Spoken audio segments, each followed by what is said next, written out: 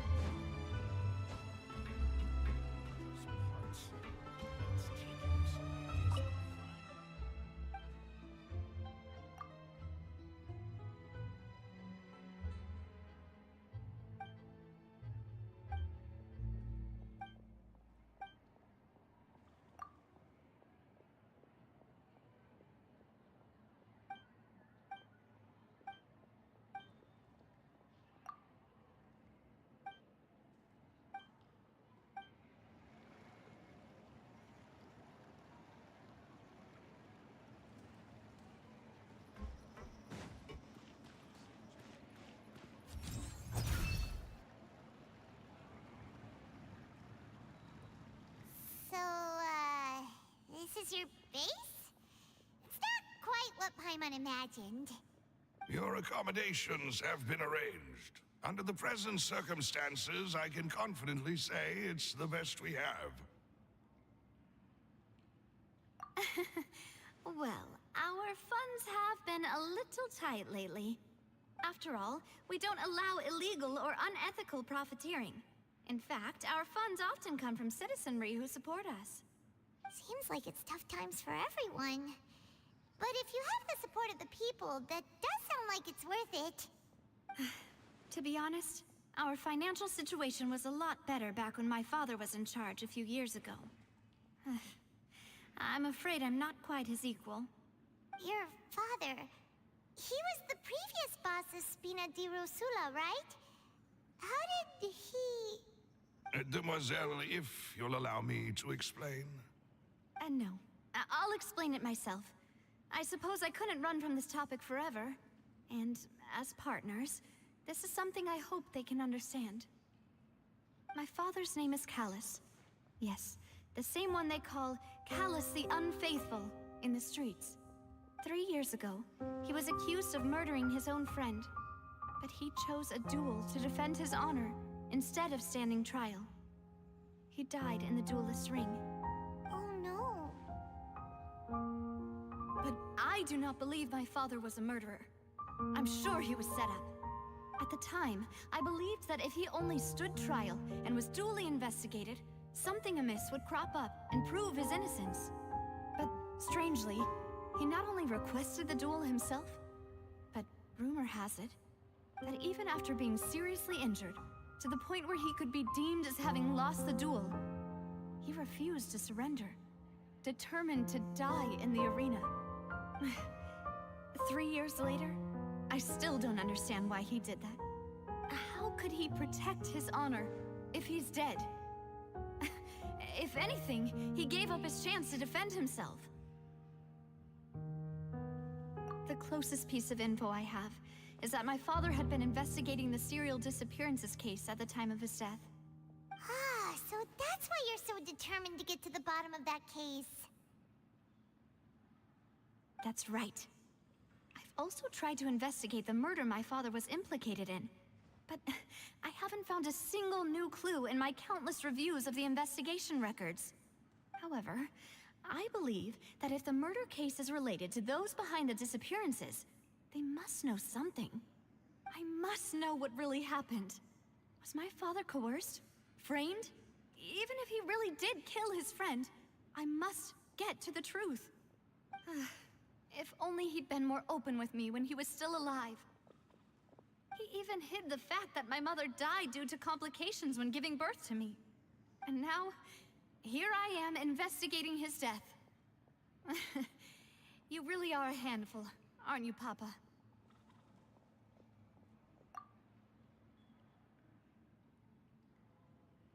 Demoiselle, please. If there is anything I can do, anything at all. I also will never believe that Master Callus murdered anyone. There are none whom I respect more than the two of you, Demoiselle. Master Callus did so much good in life, yet all it took was one murder case for him to be dubbed Callus the Unfaithful. Even our supporters decreased greatly due to that incident, hence our strained finances at present. Wait, if Callus was such a good man, wouldn't people at least be a little suspicious when he was accused? No. Perhaps people just revel in that kind of drama. It's not something exclusive to people from Fontaine, really. Everyone's like that. People love watching the evil turn over a new leaf, but they also enjoy watching good people fall into an abyss from one slip-up just as much. But how could... never mind. If Callus was really falsely accused, we have to find the truth. He didn't deserve to have that happen to him. There is one other thing. Master Callus's opponent in the duel was Ms. Clorand. Oh, her? Well, then, isn't that as good as saying that she was the one who killed him? Yeah, that's not the sort of thing that you can just let go and move on from. Ms. Clorand has always placed great emphasis on the honorable nature of the duel. If her opponent doesn't yield, she will not stop either. She knew Master Callus beforehand and greatly respected him, but seeing how he was resolute in the arena, there was only ever one choice she could have made. It's not that I don't understand her at all, but I just can't deal with this yet. Don't worry, Navia. Paimon knows how you feel. You don't have to force yourself to do that. Afterward, Ms. Clorand told us that at the start of the duel, Master Callus requested that she ensure Demoiselle Navia's safety.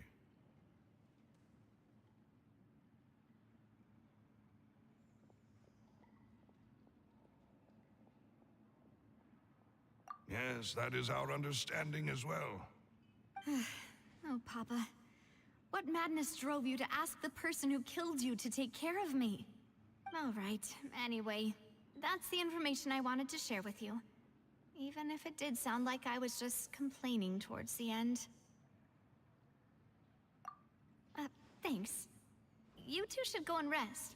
This was quite a day after all. Yeah. Please, relax and get some sleep. We will ensure you rest soundly.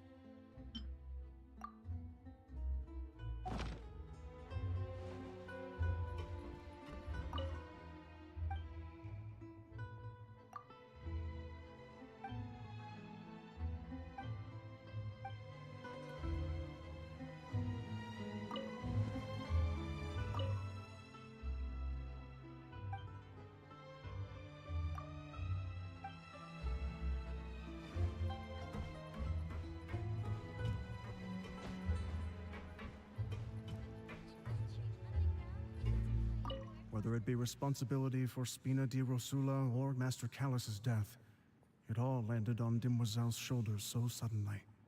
This won't do. I must become stronger.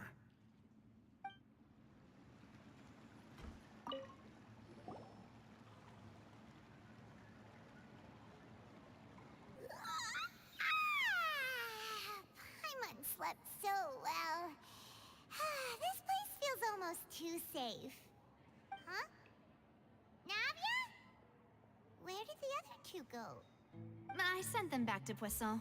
It's Spina de Rosula's place of origin, and where we have our headquarters. There's not much for them to do here at the moment. Paimon gets the feeling that you're just trying to get them off your back. But never mind that. When did you get back? Were you waiting here the whole time? No, I just returned after going out for a while. I did some investigating yesterday regarding the name Vacher.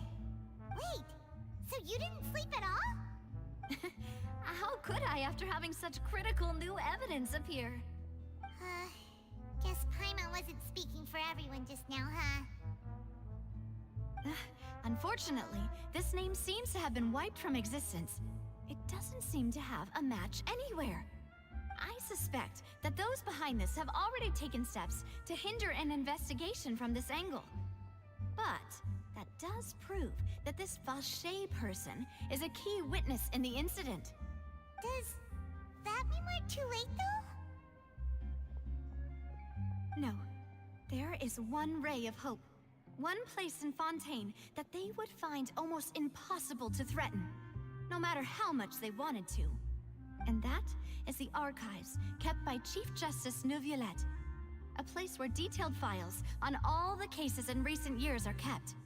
If the Oceanette you met is one of the young women who went missing recently, we should be able to find some related information there. So Neuvillette maintains an archive of case files? Whew. Guess that's the hard-working Chief Justice for you. In that case, let's go talk to him, shall we? Aren't you coming along, Navia? Did you get tired? No, it's nothing. Let's go see the Honorable Chief Justice.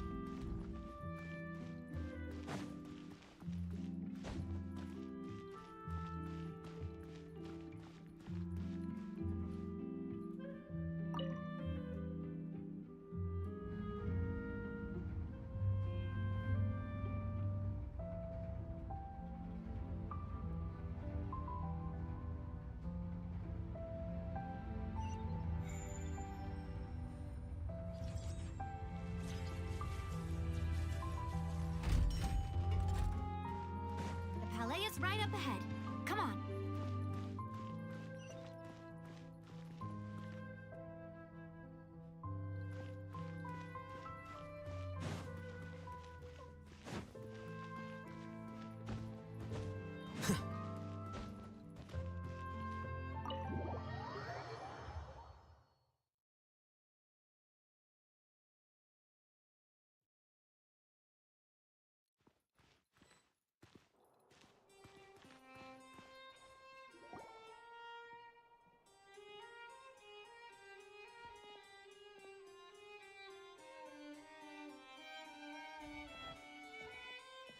Halt! Please state your business here. The Chief Justice is presently occupied with official matters. Huh. This place does look pretty heavily guarded. Guess that proves that Nervalet's files are really secure. Hey, don't you recognize us? Huh? Who are you? Just to be clear, I don't care who you are or who you might be related to. Our rules make no exceptions. See? They've got great discipline, too. Yep. Paimon can tell. If you're here just to crack jokes, I can point you towards the exit. Unlike some, we're busy, so please leave if you don't have a reason to be here. No. What I meant to say is, shouldn't you remember us from a few days ago? We were at the trial of the great magician Linny. Oh, yes, I remember. I read about it in the Steambird. You must be Linny's attorneys. It's all coming back to me now.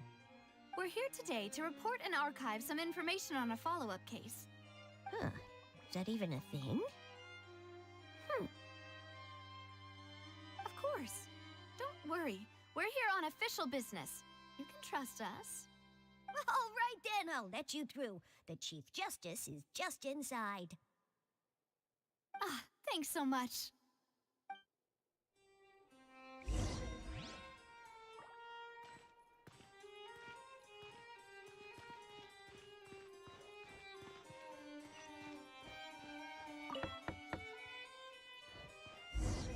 Please come in.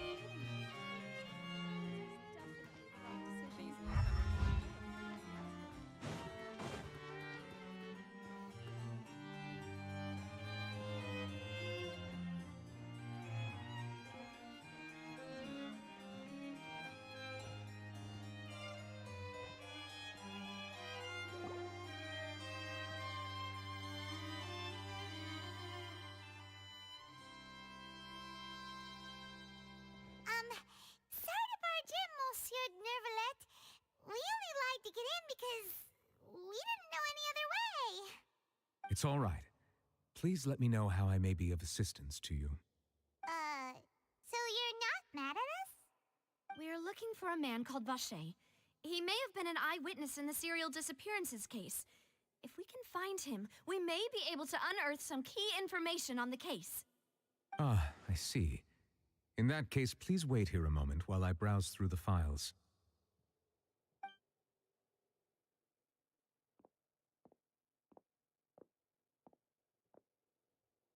Who knew that Nervalet would be so easy to talk to?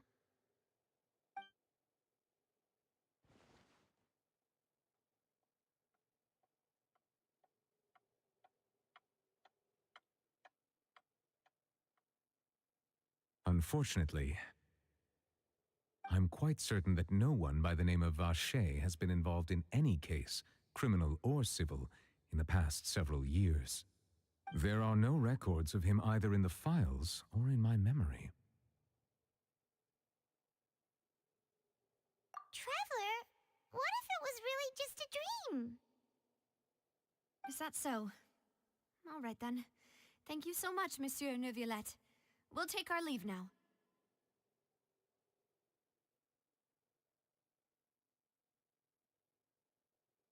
Ahem.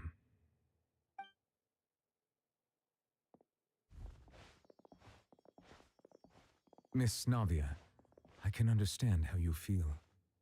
Your father, Callus, was a truly exceptional man. We deeply regret his passing.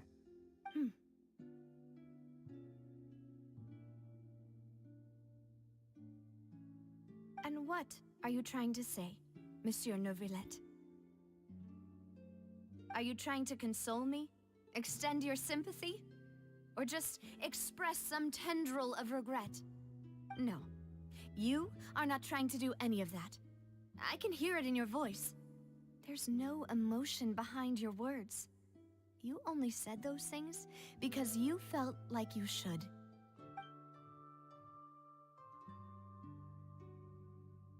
It's just like last time. After my father took his place in the duelist ring, I pushed through the guards to talk to you as a last resort.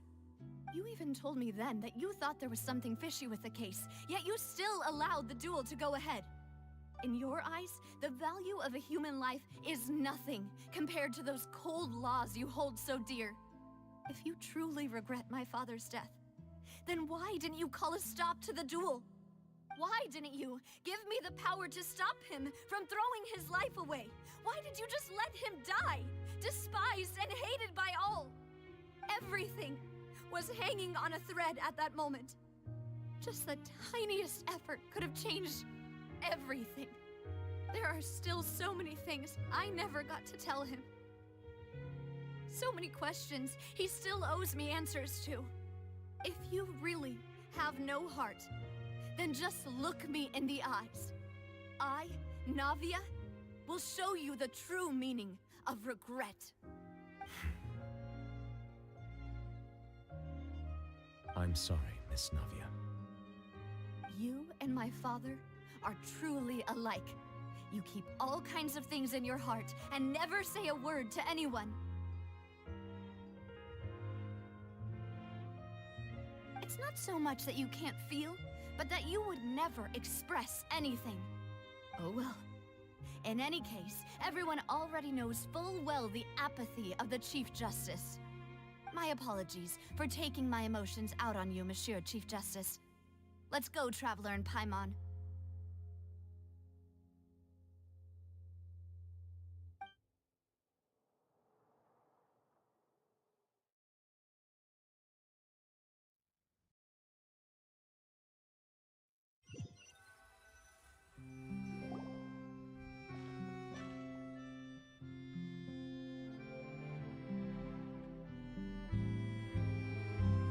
Navia, are you okay? I'm fine. Rain. It's raining. You're right. Wasn't it still sunny when we went into the building? And there shouldn't be any active trials today. How strange. Now that I think of it, on the day my father was convicted of murder, it was also raining. What is it? Did you think of something?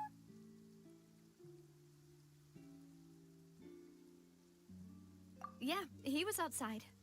It was uncovered and the rain could fall there. Why? Do you think the rain could have affected the crime scene? That thought has occurred to us before. We've even expanded the search area to try to account for that, but didn't find anything of value. Oh? Wait. You don't mean... So you're saying that the true murderer could have been turned into water and then got washed away with the rain? Yeah, and if that's what had happened, then no one would have believed your really think I found a true genius for a partner. You're completely right. How did I not connect the dots earlier? All right, let's go to Poisson. With this new lead in mind, we'll get to the bottom of my father's case for sure. Yeah, we're gonna make progress for sure this time. Do you want to go with me now? Or do you want to head over by yourself later?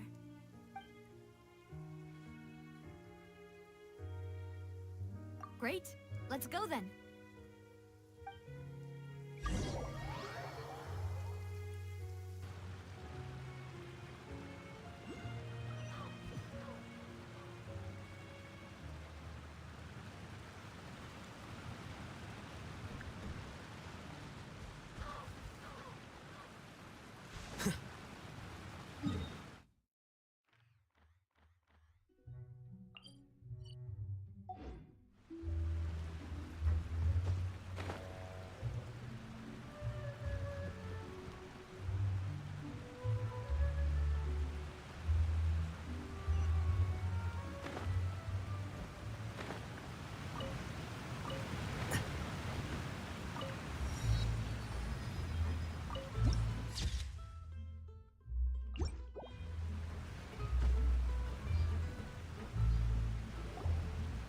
Whoa, what a huge ship!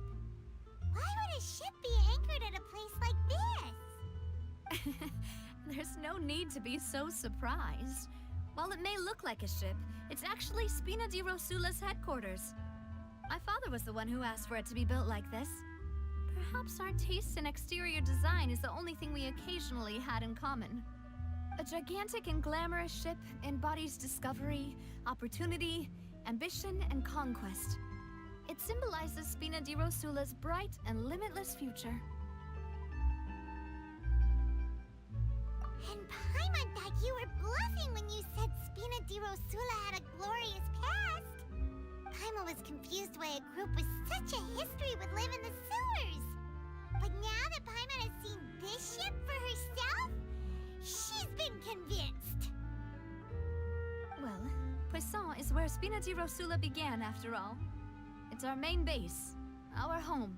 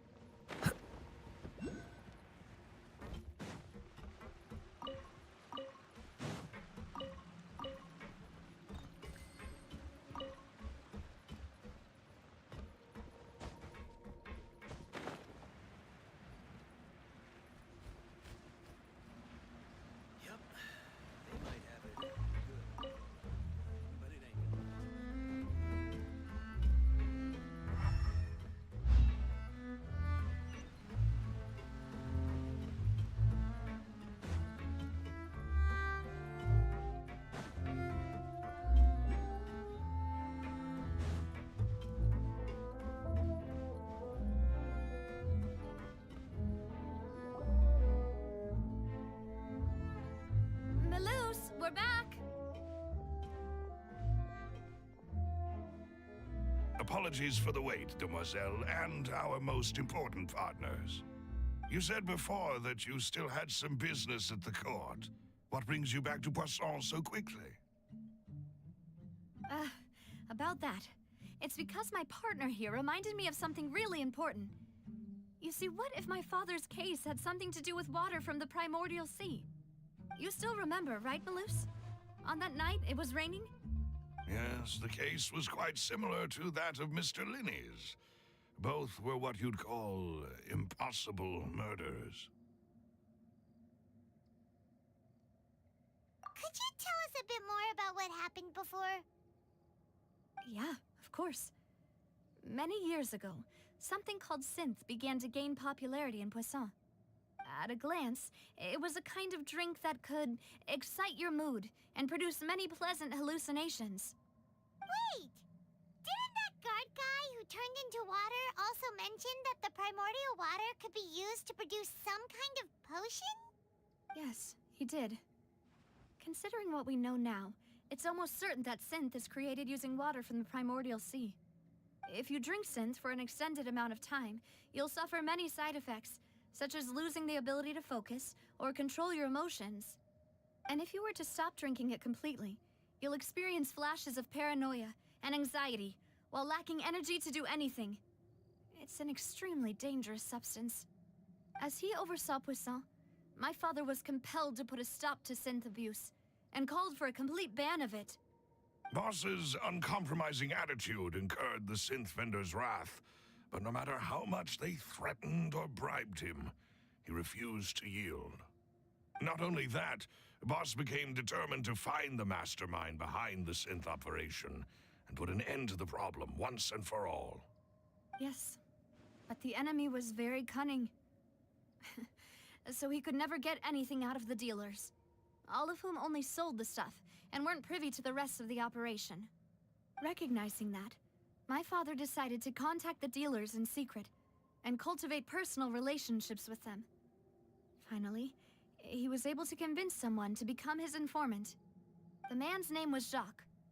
He felt greatly ashamed about his work after seeing many families destroyed by synth abuse. That night, my father hosted a banquet at his countryside estate. He planned to meet up and exchange information with Jacques over some food. But then, we heard 2 gunshots from the courtyard. We raced to the scene and found my father, still holding a gun, and Jacques, who was already dead on the ground. Huh? How did that happen? Aren't they on the same side? Sounds just like Lenny's case, doesn't it? In both cases, the culprit seemed obvious, but neither appeared to have any motive at all. Looking back on it, though, I now believe the most important clue was something we all overlooked at the time. There were pieces of clothing left at the scene. Precisely. It's all thanks to you that I made the connection now. Back then, we all just thought they were some costumes that Jacques used to disguise himself at the banquet. But, considering it now, it's almost certain that they belong to a third person at the scene. With one extra person, we'll also need to reconsider why the 2 shots were fired. You're right. We still don't know what happened. But my intuition tells me that we're on the right track to figuring it all out. I'm finally headed towards the truth. Jacques was an empathetic man who was infinitely remorseful for his past actions. It's unlikely that he turned on Boss with 0 warning. I think this third person is probably the key to the full truth. On that note, however, even though this will not please you, demoiselle, as your and your father's butler, I must still offer a word of warning.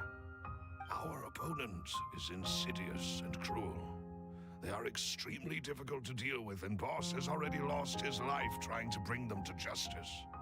Even though Spina de Rosula has lost most of its former glory, Poisson has welcomed a new time of peace, and we have been allowed to live out our lives.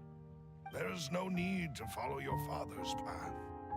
It would be both wise and in line with Boss's wishes to step back and give up on the case. If that's indeed what he wished for, then he should have told me that himself. Was I not the closest person to him? And yet, I was the one most kept in the dark. What was the point of him dying without sharing any of the secrets he knew? Did he manage to protect anything in the end? Synth is still here. Callus the Unfaithful is still his epithet. And Spina di Rosula is barely getting by. Nothing has changed. Did he think I'd just accept his meaningless death and live out my life just as meaninglessly? I've never accepted that, ever. Not since that day, and certainly not now. I want to find out the real answer for everyone's sake. For the missing girls, for the victims, and for myself. Navia. This is indeed the best moment to act. Your partner appears to be quite reliable, and more importantly, Demoiselle, I think you're also ready to take this on. So you do know something else, Maloose? Yes, I do. In fact, even before that banquet, Boss already knew of the connection between Synth and the serial disappearances case.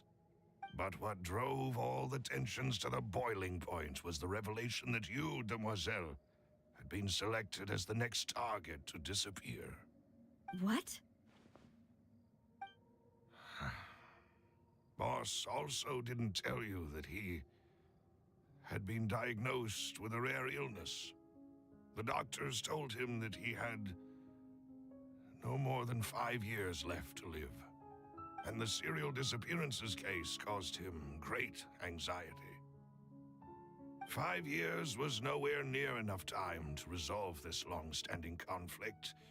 But once he passed away, all the danger would pass on to you. Knowing all of this, he decided to use one final intimidation tactic before his death. He claimed to have already gotten his hands on some key incriminating evidence for the other side, and even told some members of Spina di Rosula about the details. But as long as you remained safe, he would not share the evidence with the public. If something were to happen to you, then he and all those he told would immediately expose all they knew about Synth and the disappeared victims. Right, so nobody would be able to get off scot-free.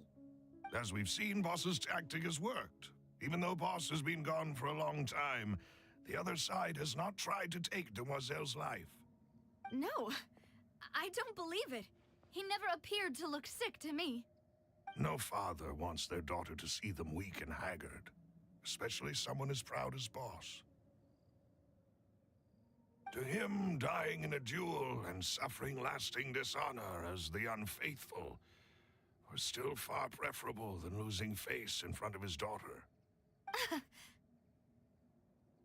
So he chose to die in silence, so that he could protect me. I'm afraid you're not understanding this correctly, Demoiselle. What Boss wanted to hand to you was not a parasol, but a sword.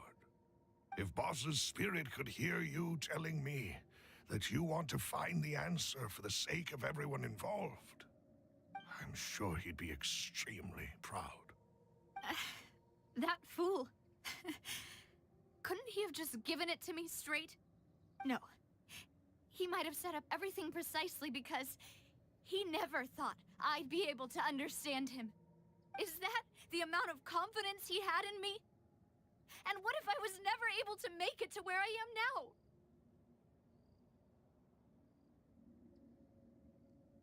Yeah. I suppose that's true. With the way he'd set things up, if I had wanted, I could have just lived out my life without a care in the world. But thankfully, he rarely talked to me about complex matters, and thus understood little of me as a person. In this case, he really didn't need to give me an easy way out. Maloose, what was the key evidence that he shared with you? It's the location where Synth is produced. Essentially, it's the enemy's headquarters. When he was threatening the enemy, Boss didn't share the specifics of the incriminating evidence he found. But if you want to use it against the enemy, you'll still have to take several things into consideration. Why? If we know where the place is, can't we just go storming in? You mustn't forget that we're fighting against a mysterious and dangerous organization that's been in operation for decades. There's no telling what might be lying in wait at their headquarters. We also have no idea what kind of evidence we may be able to find inside, nor what people we may be able to capture. But a single visit to their headquarters would be tantamount to a formal declaration of war. The worst case would be that we leave empty-handed, but also open ourselves up to full retaliation. Then, In that case, why not work with the Fontaine authorities? Well, you saw one of them dissolve during Mr. Linney's case. We have no idea just how thoroughly they may have been infiltrated. Huh. That's true. Seems my father really had no choice. But things are different now. It should be a lot easier to prove the other side's guilt, now that we've connected Synth with the disappearances case. You sound like you've put a lot of thought into this, Maloose. I am the butler, after all. I live but to serve the boss and Demoiselle's will. I've always been willing to take on any kind of risk for your sake. But considering my relative lack of ability, I've spent my time keeping secrets, performing basic investigations, and waiting for the right time to come. Thank you for all of that, Maloose. Have you discovered anything new in the past few years? Let me think. One conclusion I came to was that the enemy must be quite familiar with Spina di Rosula, or at least have an informant planted here. When I announced orders to the organization's members on Demoiselle's behalf, I used to deliberately keep a few people in the dark and observe the reactions of the synth vendors. If the vendors didn't change their plans, then the individuals informed of our orders must be innocent. If the vendors packed up and fled, however, then someone must have given them the news. After several rounds of testing and investigative tracing, I've narrowed the suspect list down to 3 people. The first is Florent, Spina di Rosula's senior advisor. Huh? Florent? Yes, surprising, isn't it? He was one of the people Boss trusted the most, which also means that he was someone who understood Boss really well. Thanks to his position within Boss's innermost circle, he always knew our upcoming plans and could thus avoid capture this whole time. There's someone else like him too. Marcel, the head of Confrérie of Cabrières. Uncle Marcel. It's a guild in Poisson. Boss helped it to grow to its current size and prominence. In the beginning, they were only reselling some daily goods, but now they're one of the richest guilds around with a lot of business connections in the city. So, they're like a sister organization of Spina di Rosula? Yes, you can say that. When we were fighting against the synth dealers, they provided us with plenty of support. It's a bit difficult to imagine someone using their own money to hunt down themselves. The final suspect is Thierry, the man responsible for coordinating information between Spina di Rosula and the guards. Although the guards mostly leave us to our own devices, there are still many activities we have to report to the local authorities. Since Thierry is always in the know about our current activities, he could theoretically always plan one step ahead. I see. These are all people who I communicate with quite regularly. To think that the enemy we've been fighting against has been right next to me all along, among those I trust the most. It's almost too hard to believe. If you want to investigate them, please take every precaution to not alert the quarry. Judging from our experience, the enemy is extremely cautious. Of course. And thank you, Maloose. You've provided us with a lot of great information. You're too kind, my lady. I'm just doing my duty. And before I forget, proving Boss's innocence would also mean clearing him of blame in Jacques' death. After that incident, Jacques' wife and daughter were taken into the Spina's care. They still live in Poisson today. If it might help, you could also pay them a visit. I can make the necessary arrangements. Aw, thank you so much, Maloose. You really are the best. A new case awaits, my dear partner. I hope we can work together to uncover the truth and end this case once and for all.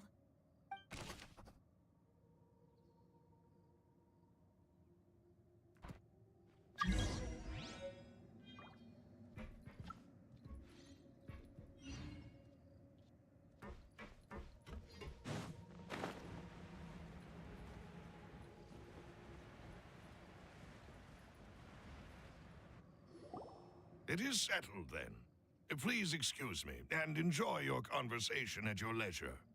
Thank you for arranging everything for us, Malus. Excuse me, miss.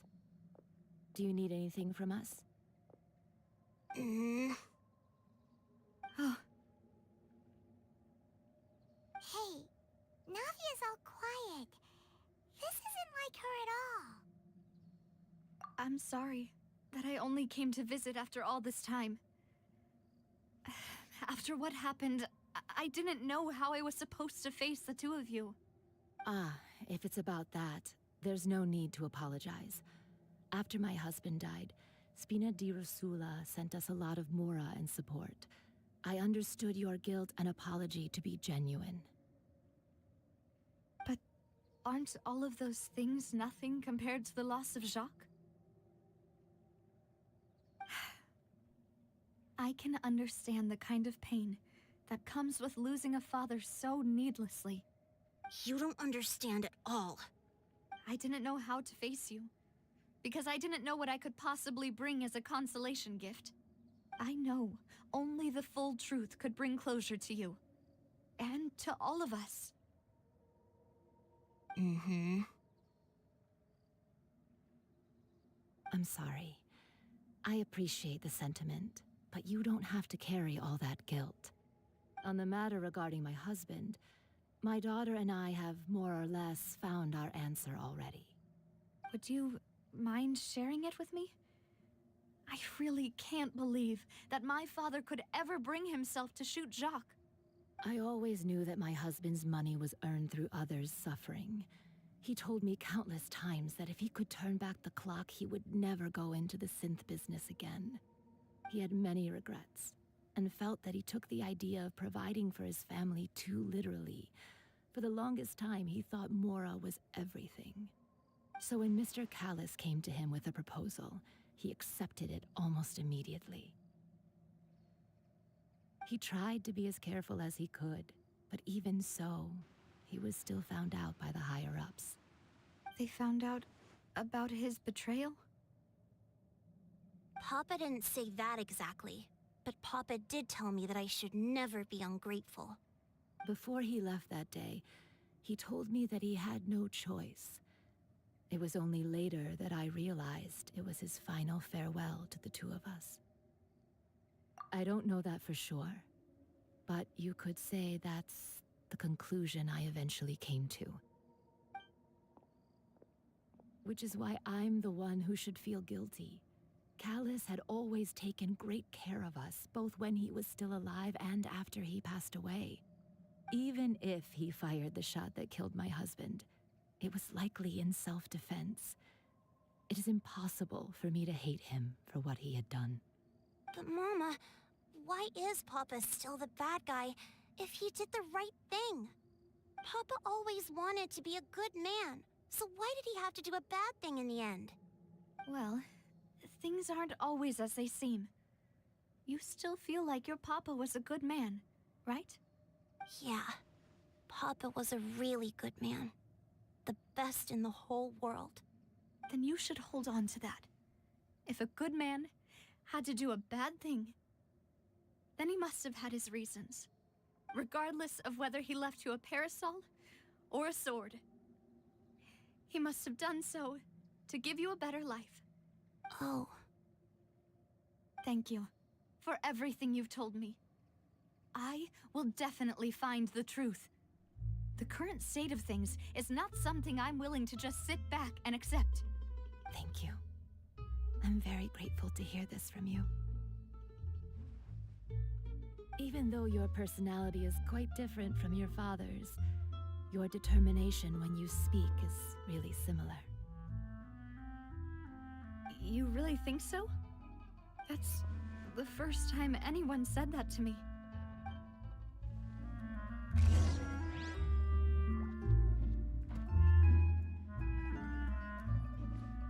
Are you okay, Navia? I'm fine. Don't worry. Let's investigate the 3 suspects next.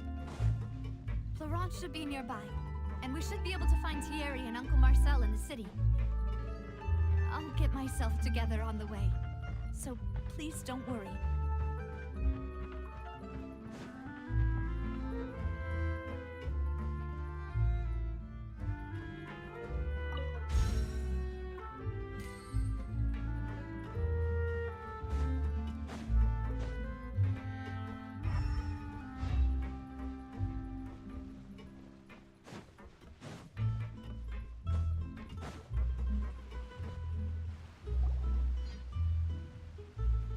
Greetings, boss.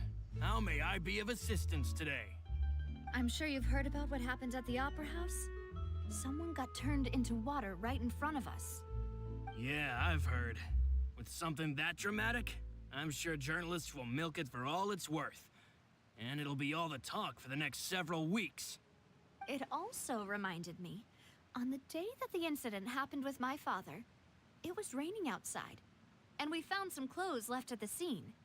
After my partner here put the dots together for me, I feel like we should try to reopen his case. Can you do me a favor and try to recall what happened that night? Let me think. Mr. Callus was feeling pretty upbeat that day. So he was drinking and bantering away with us at the table. After that, he told us that he wanted to go get some fresh air. So we let him go without thinking much of it. Who knew that we would hear 2 gunshots ring out right after? My first reaction was that Mr. Callus's life was in danger. So I grabbed my holster and made a mad dash toward the scene. But when I got there, it was already too late. Mr. Callus was standing over a dead body with a gun in his hands. All we could do was look back and forth at each other, not knowing what to say. So you also remember 2 gunshots then? Indeed. The guard said that the first shot didn't hit anyone, while the second killed Jacques. But I've never really bought that explanation. Reason being, Mr. Callus had left his gun on the table. I even made sure to confirm that before running to the scene. But according to the guards, that doesn't mean he couldn't have had other guns on his person. About the clothes left at the scene that you mentioned, do you think there was a third person there who was turned into water? At least from our perspective, my father had no reason to kill. So he would also have no reason to bring an extra gun with him. The gun he was holding probably belonged to Jacques, or a third person on the scene. Yeah, that makes a lot of sense. So you're saying Mr. Callus ended up with the gun because he seized it from one of the other guys? But hold on. If that's what had happened, then why didn't he share the truth with any of us? He didn't even want to face the Oratrice machine, and chose instead to prove his honor in a duel. Did he lose all faith in the courts after seeing someone dissolve right in front of his eyes? About that, Malus told me a thing or two. So, I think I can understand why he committed to the duel. I'll tell you everything, once the whole truth has been revealed. I understand. Then, I'll leave Mr. Callus's honor in your hands, boss. And if I may just say one more thing. The whole Callus the Unfaithful epithet has been a thorn in my side since the day it was invented. Many people have laughed at me for still calling him Mr. Callus, even after so many years have passed. But it was Mr. Callus's trust that allowed me to rise through the ranks of Spina di Rosula and live the life I lead today. No matter what others might say, he'll always be the man I respect the most. And he'll always be my boss. Don't worry. I will definitely find the truth. You and all our other comrades at the Spina deserve to know the truth as well.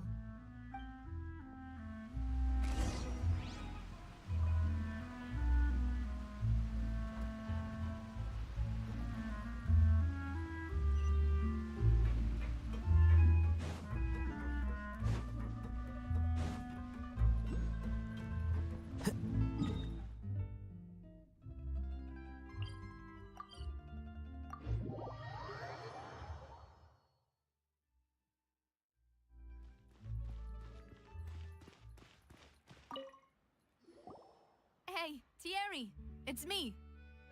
Oh, now, what brings you here, Miss Navia? I've heard that you made quite the name for yourself at the Opera House.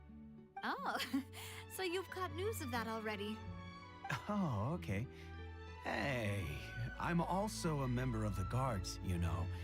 The way you make it sound, people would think I was sent off to Poisson because I had done something wrong. Are you sure there isn't a little bit of truth in that? Under normal circumstances, shouldn't you have been called back to the...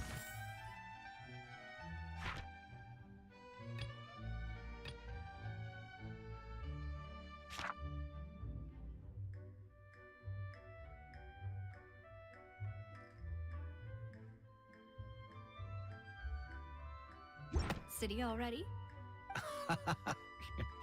I mean, where I work is really up to me. Let's just say I enjoy the ambiance of Poisson.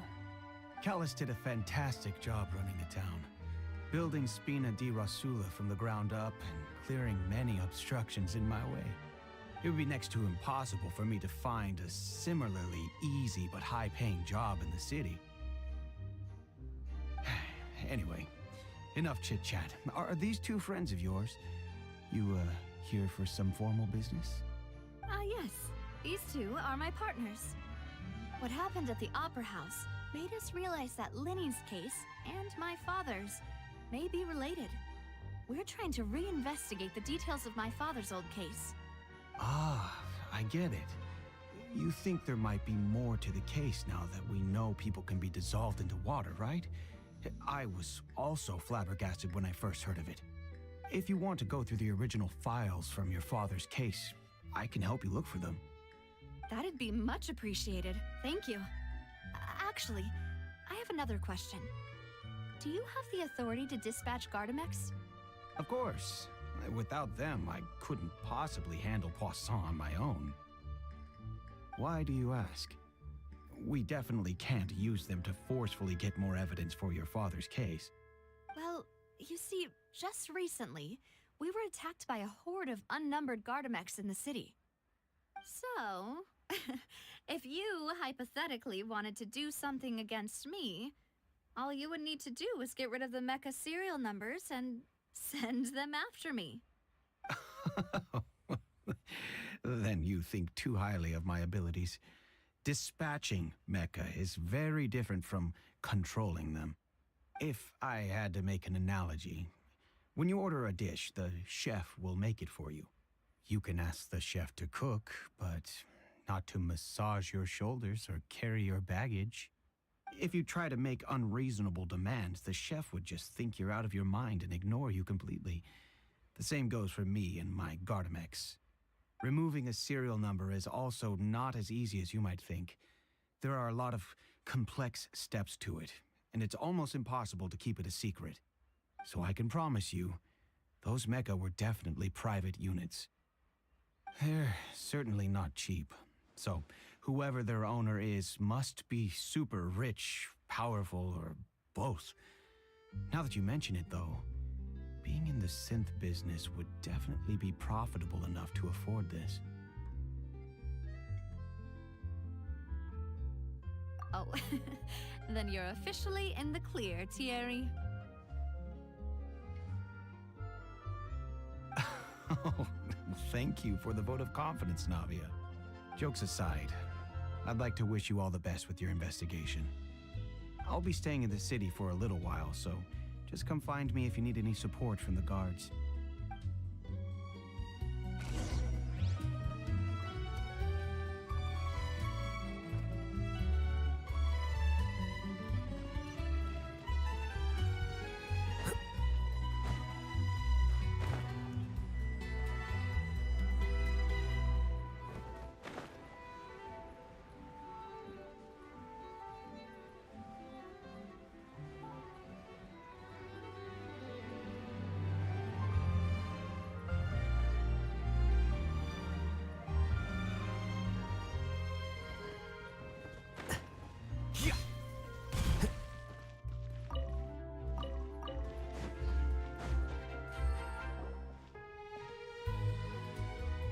Hello, how may I help you?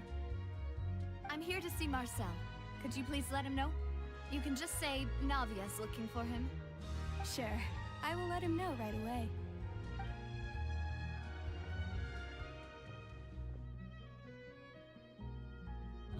Navia, hello. Sorry to keep you waiting. I'm not as young as I used to be, so my legs are giving out a bit. Oh, it's all right, Uncle Marcel. There's no need to stress. I just wanted to talk to you briefly about what happened in the Opera House. I'm sure you saw everything too, right? Yes, I've never seen anything so strange. Oh, you were at the Opera House too? That's right. I went there with Navia to see the magic show. Who knew it would turn into a whole murder mystery? I also witnessed your marvelous sleuthing work. Quite impressive. To beat the Hydro Archon at her own game on her own turf, I can already imagine everyone in Fontaine discussing your exploits over a few glasses of wine. Oh, Paimon doesn't want to become the talk of drunkards. Apologies. It's just how Fontaine is as a nation. Everyone loves drama and theatrics. Uncle Marcel, you've also noticed that other thing, right? The fact that humans can dissolve in water? Yes, I was reminded of your father's case right away. Is that what you're investigating now? Exactly. I still don't have much solid proof, but I can sense that the other side has already begun to act. Oh, and what makes you say that? We were attacked on Araneus by some unnumbered Gardamex. And there was also an attempt to get me to drink water from the primordial sea. If not for the vigilance of my partner, I probably wouldn't even be here talking to you right now. Oh, you're giving us too much credit. Wasn't it you who protected us? Alas, it seems things are heating up again. The peace that Callus sought so dearly will soon become a thing of the past. But rest assured, Navia, Poisson will always remain a safe haven for you. If you're scared, you can always return there. If anyone dares to lay their hands on you there, the Confrérie of Cabrières will use its funds to the last Mora to bring them to justice. Thank you, Uncle Marcel. But I don't intend to go into hiding. I'm going to strike while the iron's hot. Do you have any new thoughts on my father's case? About that. Sorry, my age is catching up with me, so it'll take me a while to recall my memory.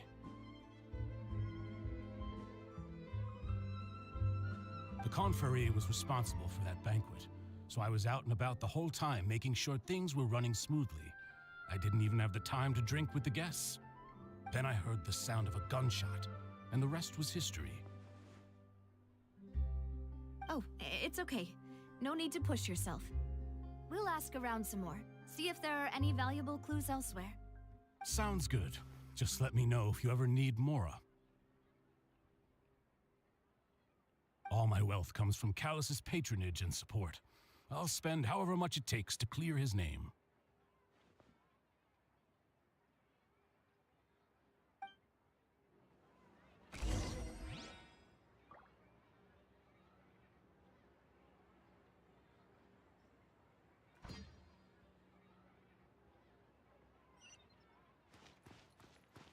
Being skilled at something doesn't make it a hobby.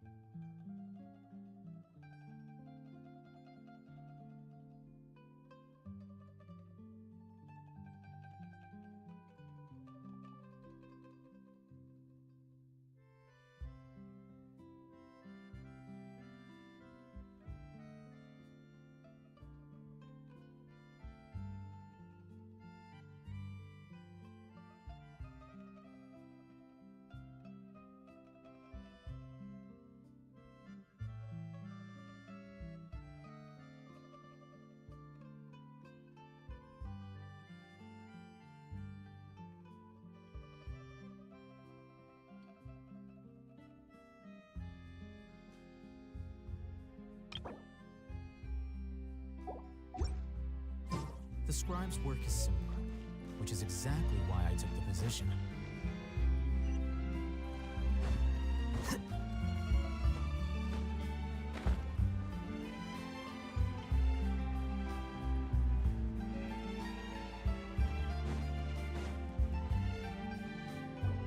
We've talked to all three suspects, purely based on their conversations with me. None of them sounded particularly suspicious.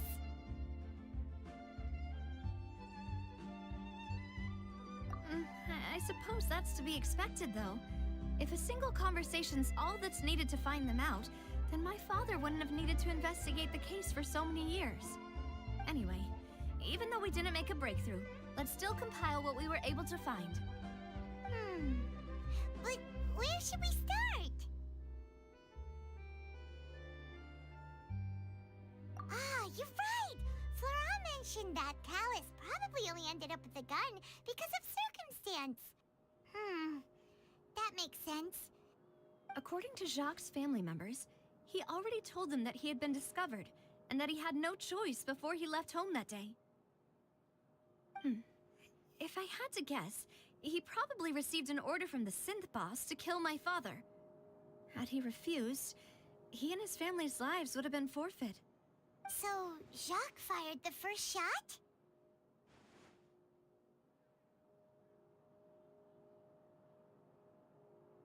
Oh?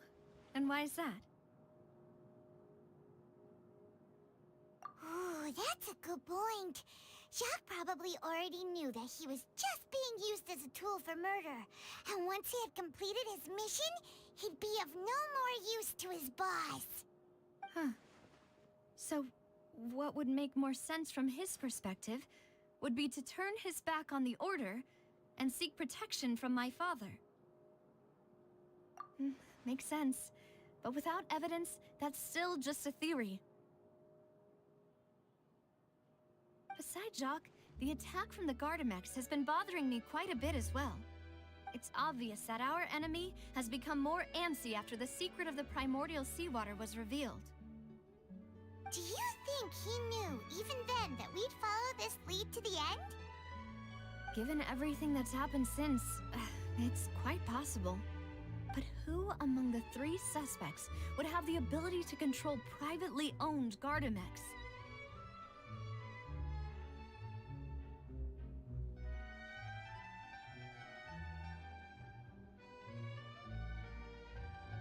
Florent? It is true that he was closest to my father, and thus had the best chance of learning about his dealings with Jacques. But as Spina di Rosula's advisor, his work mostly deals with personnel and security, so he shouldn't have much means when it comes to finances. So you're saying he's too broke to afford a mecha army? Exactly. He can't. And even if he could, I don't think he would be able to dispatch a whole group so quickly. Uncle Marcel? My father did really trust him. And they worked together on a large number of projects. Maybe that's how he got to know Jacques. And with funds from the Confrérie, he could also afford a large number of Gardamex. Still really hard for me to imagine, though. After all, Uncle Marcel has been around since I was just a child. Also, wouldn't this mean he has been spending a whole lot of mora and energy to fight his own synth business?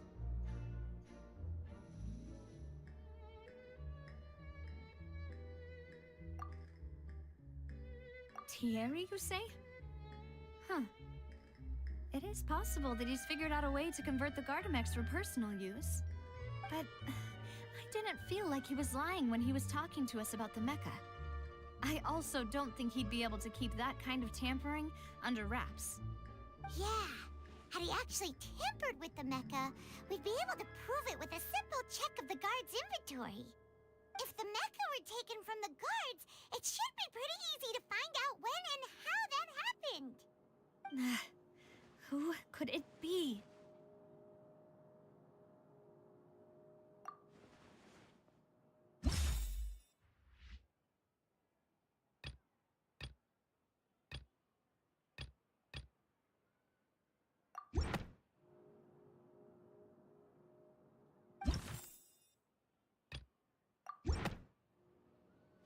You know, if you think everything through, Uncle Marcel is indeed the most suspicious of them all. Could we be missing other suspects? Malus didn't know about the people turning into water thing when he narrowed it down to these three, did he? Malus has always been very reliable, and his judgment of others' trustworthiness has been fair and well considered.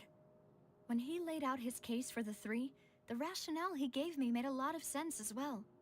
The suspect is knowledgeable about the Spina's internal affairs, has the means to dispatch Mecha to assassinate us, and possesses significant intellect and foresight. Even if I don't want to believe it, I'm starting to see how things could all tie back to Uncle Marcel. Well, we still have another trump card on top of all the theorizing and speculating. Yes, Malus did say that charging straight in there would be extremely risky. But we don't have any other options right now. We need far more solid proof before we can hope to go charging in on our enemy. Navia, here you are. Oh, I've been looking for you. Huh? Aren't you the guy from the guards? Did something happen? Yeah. News came from Irenaeus just after you left. We've got another trial on our hands. Wasn't that place built specifically for holding trials? What's so newsworthy about this one? I know. But they said the person they're putting on trial is a Fatui harbinger called Tartaglia. What? Is that someone you know? Yeah, we know him. Maybe even a little too well. Well, he's been accused of being the true culprit behind the serial disappearances case. It's absurd, don't you think? Wait, how? None of our investigations have had anything to do with him. That's what I thought was strange about it, so I came to tell you the news right away. If the charge against him stands, then it'll be next to impossible to get the guards to support any of our planned investigations. Right, because they'll think they've already found the culprit. Yeah, and it'll be a lot harder then to clear Mr. Callus's name. I understand. Well, partner, what do you think we should do? We still haven't found any conclusive evidence. Huh? Split up? What do you mean?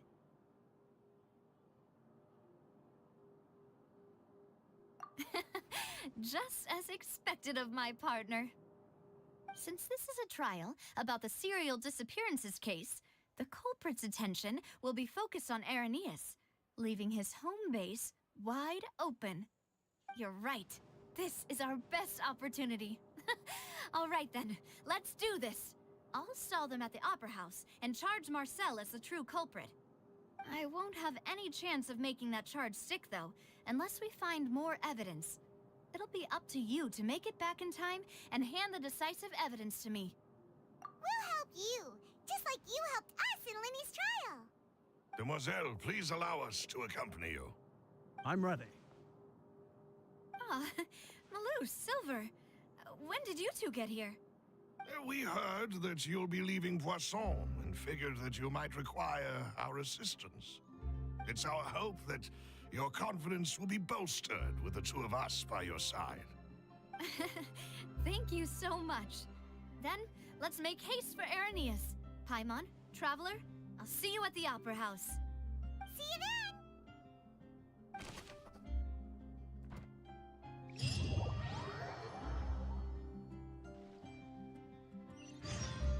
Now that Navia has set out for Irenaeus, we should also get going. The location has already been marked on the map, so let's head over.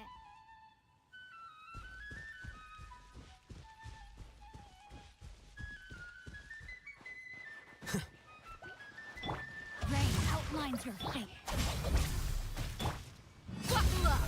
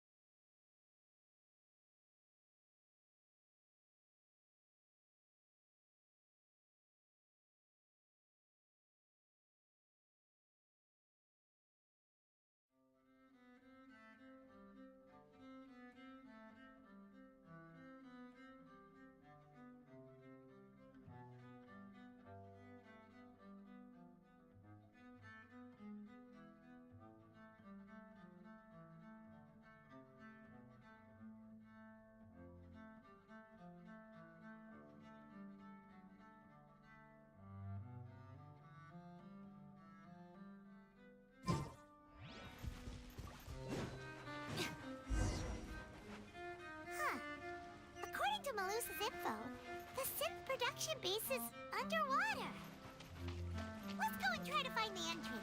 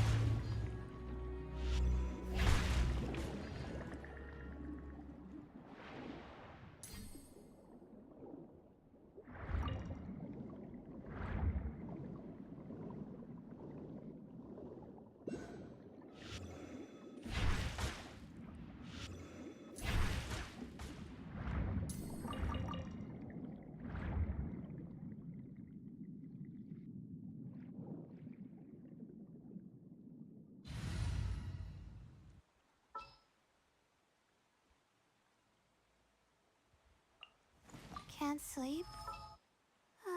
Let's go for a walk then. The campaign begins.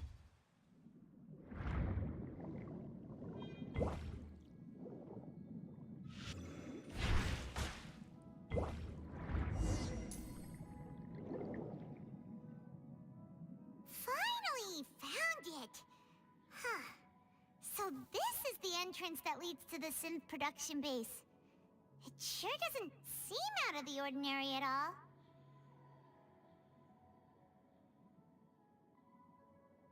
Ah, you're right. An important place like this is bound to have a ton of protective measures and mechanisms. Navia's probably arguing up a storm right now to stall for us.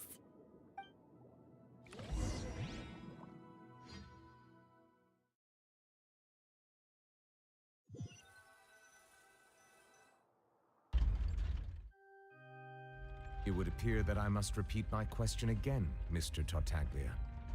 Do you accept the charge that you are the true culprit behind the serial disappearances case?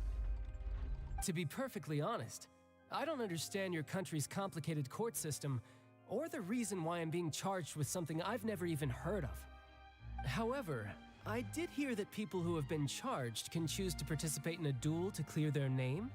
Is that right? In which case, as long as I accept the charge, I can have an all-out fight with that champion duelist Clorend, right?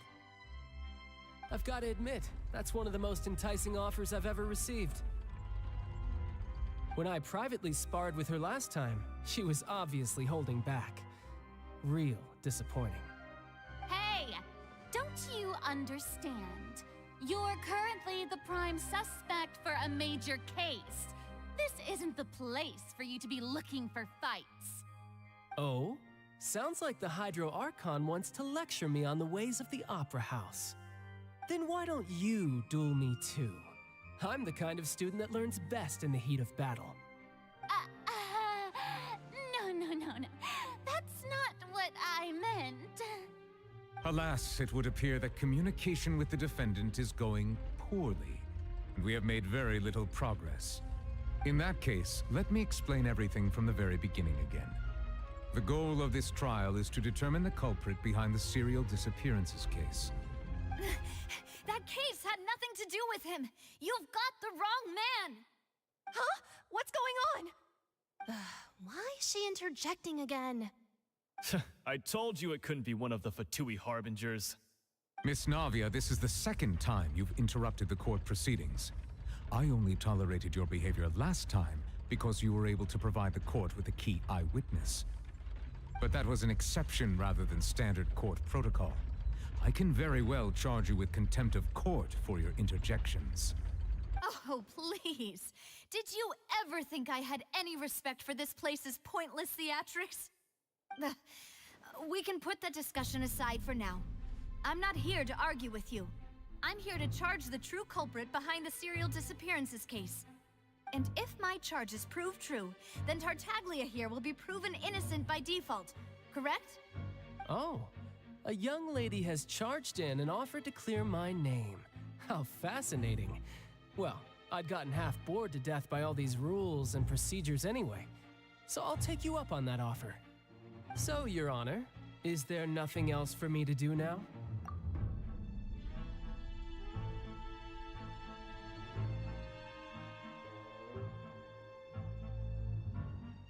You may take a seat for now in the audience, but that doesn't mean the suspicions against you have been lifted. Now then, Miss Navia, who is the person you would like to charge instead? That person is...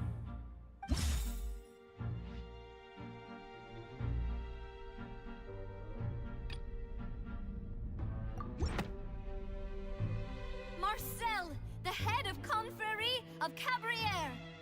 Huh? What confrérie? Never heard of them in my life. I've heard of them, but weren't they Spina di Rosula's sister organization? Oh, is this going to be a friends to enemies type situation? Please let me remind you, Miss Navia, that charging someone is an incredibly serious matter. Committing to the charge also means taking on the legal responsibilities associated with it. And if the charge fails, depending on the circumstances, you may also be charged with the crime of making a false accusation. Knowing this, do you still wish to charge this man? Yes, I do. In that case, I declare the charge to be valid.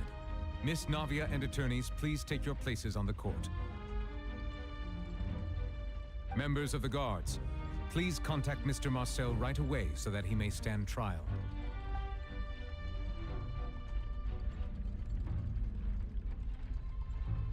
Mr. Marcel, you will not require an attorney. Is that correct? Apologies. It all just happened so quickly. I still haven't figured out what's going on. I think an attorney won't be necessary. This is probably just a misunderstanding between me and Navia. Very well. In that case, since both sides have now arrived, Miss Navia, please present your charges.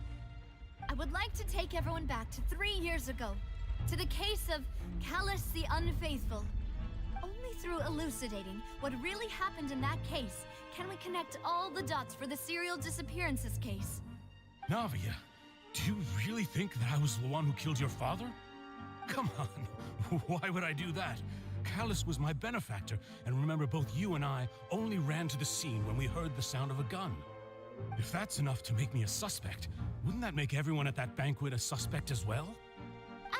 I think there's no point in getting into the specifics right now. The audience doesn't even have the big picture yet. Even I'm struggling to remember some details of that case.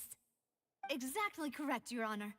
I must refresh everyone's memory about that case before I can explain my charge and reasoning. I see. In which case, I will recount the findings about that case as originally recorded by Maison Gardiennage.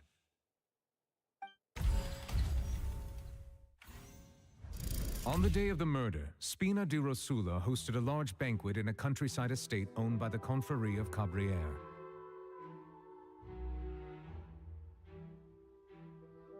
During the banquet, all attending guests heard 2 gunshots from the courtyard.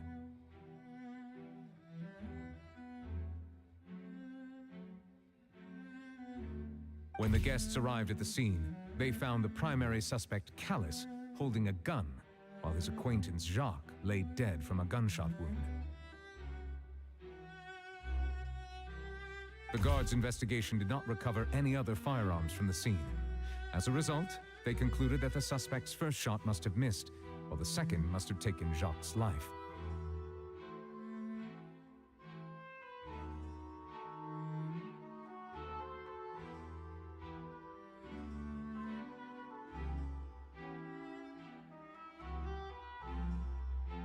The suspect did not dispute this conclusion, and also declined to defend himself in court. Instead, he chose to prove his innocence through a duel. Callus was defeated by champion duelist Clarand in the ensuing duel, and soon succumbed to the injuries. These are the known facts about the case.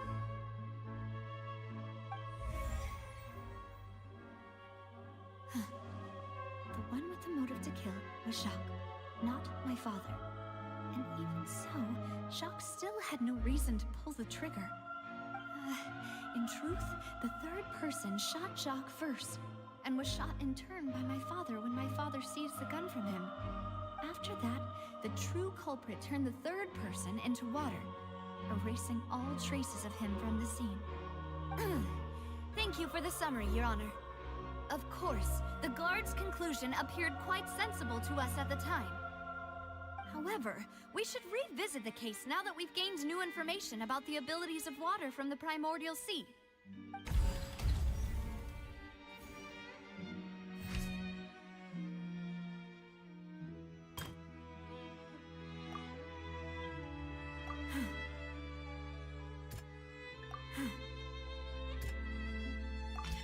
The testimony of the victim's family. However, in the end, he reconsidered, and instead shared everything with Callus, hoping to seek the latter's protection. Unfortunately for Jacques, the true culprit had already considered this possibility, and had sent out another assassin.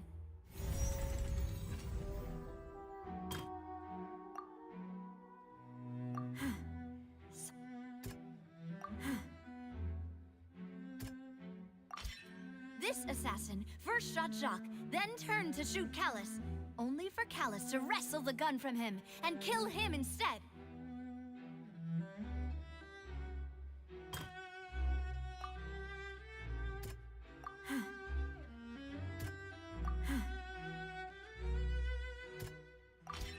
A pile of clothing was found at the scene.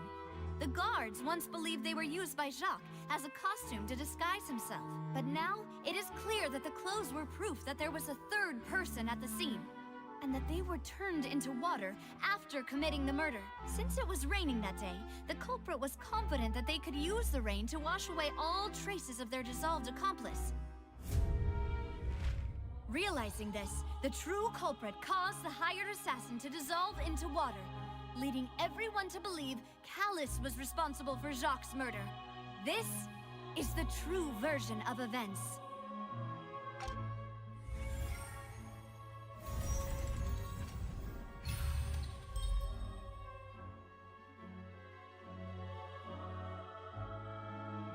So that's what happened. Wait, you're telling me something as dangerous as water from the primordial sea has been used for all these years? What a great theory. It also explains Callus's and Jacques' respective motives. I guess they didn't shoot each other after all. Mr. Marcel, you are the one being charged with the crime. You should provide a rebuttal if you wish to prove your innocence. But I think I agree with everything Navia just said. In fact, there was nothing in her speech that directly implicated me. Then, may I ask some questions? In my opinion, we primarily need to determine two things. One, do you have the evidence to back up your claims? I'm afraid not. At least not at this very moment. Boo! If you don't have any evidence, you should just go home! I may not have the evidence with me, but I know where I could go to collect it. If we look up the deserted clothes against a record of people who went missing around the same time, we should be able to find a match. Considering the serial disappearances case, the guards probably kept careful records of all missing persons from around that time, regardless of age or gender. That makes sense to me. Monsieur Neuvillette, I would consider this to be a reasonable investigative direction. Why do I feel like Farina's acting a little differently today? Maybe she's scared of embarrassing herself again? Alternatively, she's become more diligent after charging an innocent citizen in the last trial. My second question has to do with the ensuing duel. If the truth is indeed as you described, then why didn't Mr. Callus explain himself in court? If he had testified that a person had been dissolved, he could have at least mounted a defense. I thought about this too, and the answer is actually pretty simple. He felt there were things that were more important to him. The dissolving power of water from the primordial sea is an important secret for the true culprit of the serial disappearances case. My father could have exposed it for all to see, but he chose to take it to the grave. At that time, Spina di Rosula was in dire straits, and his reputation had already been shattered. He had no guarantee that going forward with the truth would allow the culprit to be brought to justice. What was certain, however, was that it would paint a gigantic target on my back. Boss once told me that Demoiselle had already been selected as the next target of the serial disappearances case. What? If the secret had gotten out, the culprit would have fought an all-out war with Espina right there and then. I wouldn't have been the only one in danger. All of us would have stood to lose our lives. Of course, the guards might eventually figure out the truth of the matter and determine that we were in the right. But what good would that do? How can a hollow verdict protect anyone? Had this opera house ever given my father any kind of confidence in its brand of justice, Spina di Rosula would have had no reason to exist. But by staying silent, we retain the ability to deter our opponents and continue the stalemate. I was able to become Spina di Rosula's president, which made me harder to target, as well as giving me more time to grow and learn.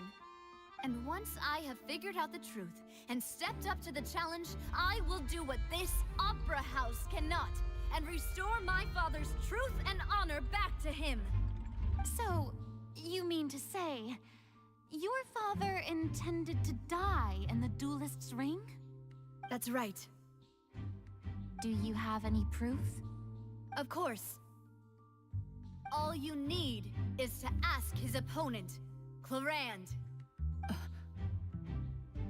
I don't need your apology, your guilt, or your support from the shadows. You don't have to do anything for my sake. But since he entrusted his will to you, Clarand, you should tell us the truth about his sacrifice.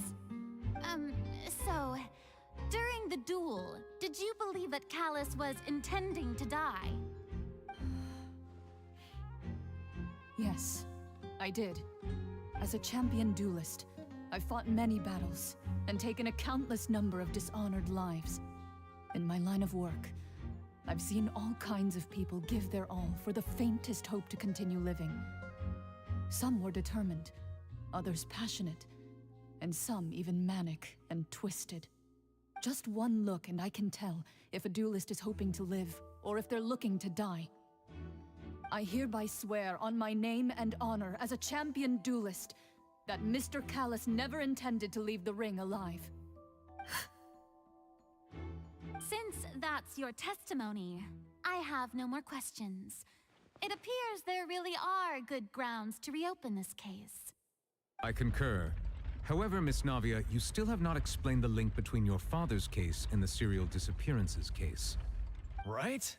What she said was fascinating, but kind of beside the point.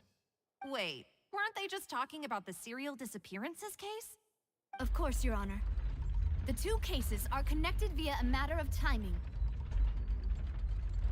In my father's case, the culprit intended to kill both Jacques and Callus. As a result, they planned to act after hearing 2 gunshots. And at the end of Linny's trial, the culprit also only dissolved the victim in front of everyone because they realized they were at risk of being identified. The culprit could only time their actions so precisely if they were already at the scene. Coincidentally, Marcel attended both the banquet and the trial. So that's why you suspected me. Even after hearing your reasoning, I still can't help but find it a little preposterous. I'm used to it, though. You've always been an impulsive and sentimental child, Navia. It's one of your most endearing traits. No need to appeal to pathos. I won't try to refute your points one by one, but even if everything you just said was true, can you prove that I was the only person present at both events? On top of that, does a person have to be physically present to control the timing? Can't someone remotely monitor the place?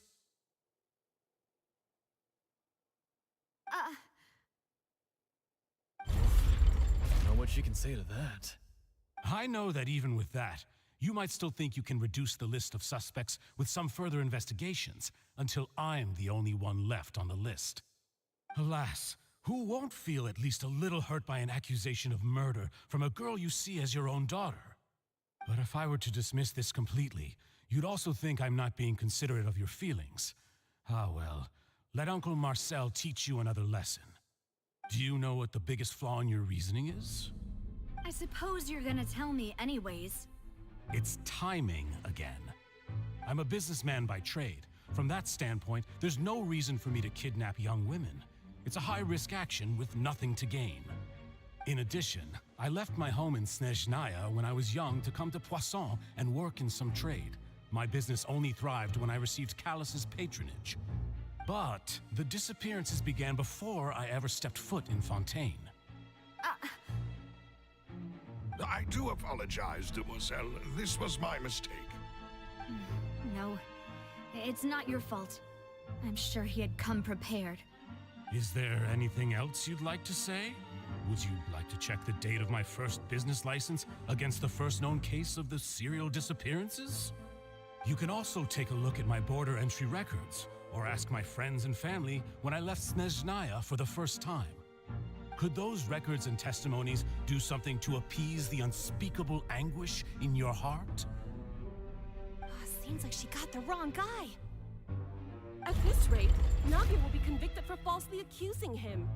I think you've done a superb job of dissecting your father's feelings as he neared the end of his life. But aren't you going against all of his wishes and expectations right now? He wished for you to become more rational, collected, and conscientious, instead of dwelling only on your own feelings. Once you've learned to be more considerate of others' feelings, and to stop rushing headlong into things, you'd have met most of his expectations. This isn't just about me, and it never has been. The biggest difference between me and the rest of the victims is that I still have the ability to search for the truth, while that same agency has long been taken from them. The people whose families were destroyed by synth abuse, the people who lost their loved ones to the serial disappearances, and the people who suffered tragic ends due to their sense of justice. Many people's images are flashing before my eyes. I'm sure some are coming to those of you in the audience as well. And whose image do you see, Marcel? Is it a man named Vacher? Huh. Oh, so you do know that name. I'm merely surprised you'd suddenly say the name of someone I've never even heard of. I was waiting for you to say that.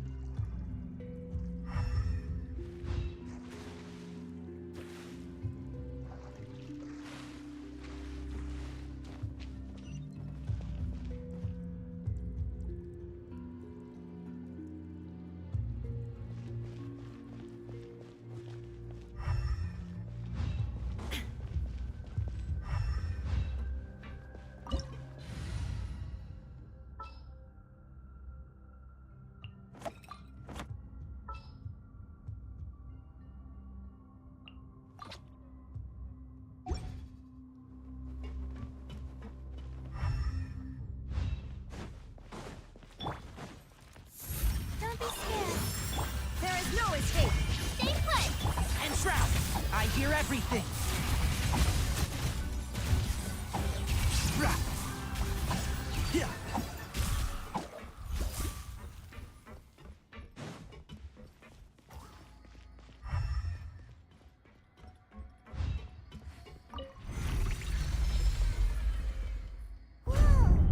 The floor is going up! Is it because of this mechanism in the middle? That guy really prepared a lot of stuff for this place.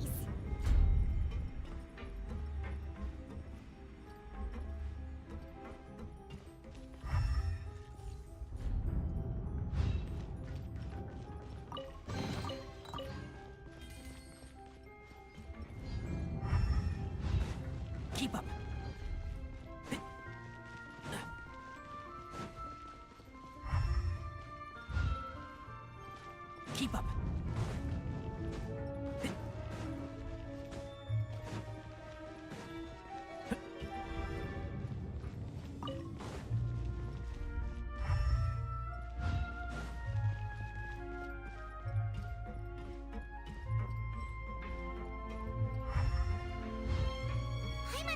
stairs we need to go up, but Paimon doesn't see a way. Let's take a look around. Maybe we'll find a hidden mechanism that'll show us the way up.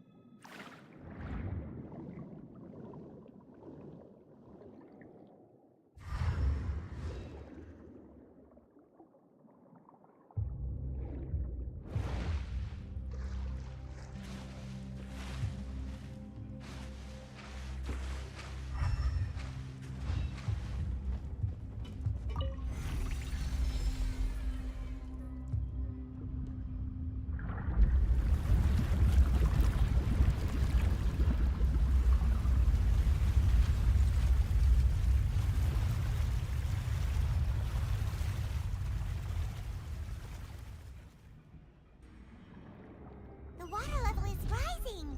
Now we can swim to the top! But this is still a ways away from where we need to go.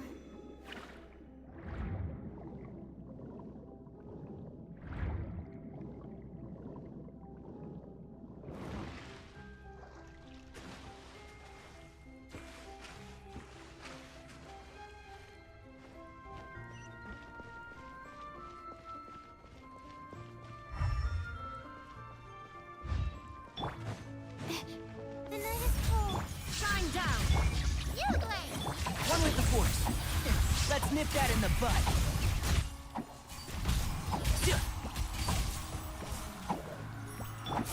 My guiding stars!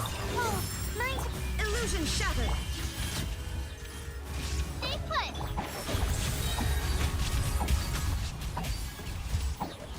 I hear everything.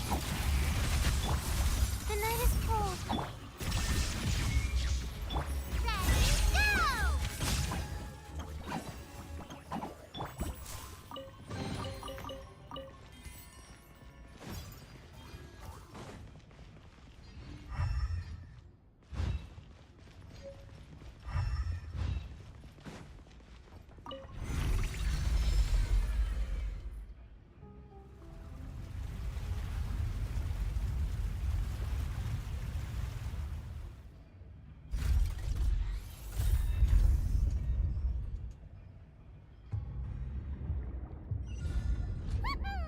Now the path is clear! Let's go!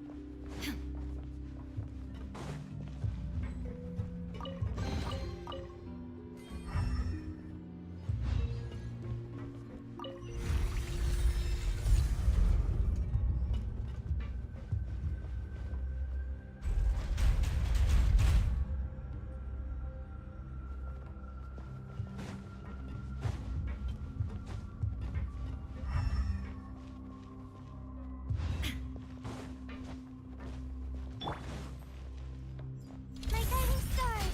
Don't be scared! Shine down! You, Blade!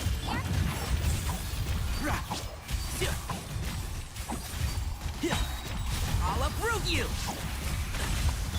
The night is cold. Illusion shattered! Cold. Mine's a command.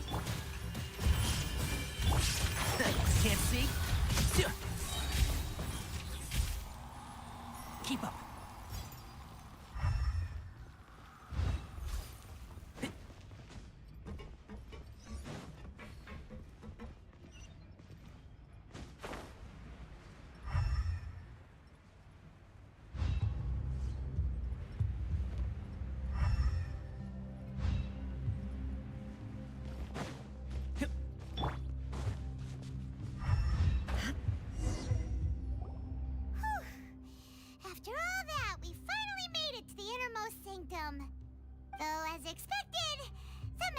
friend isn't here. That's right. Then let's hurry up and find some evidence so we can get back to the Opera House and help Navia!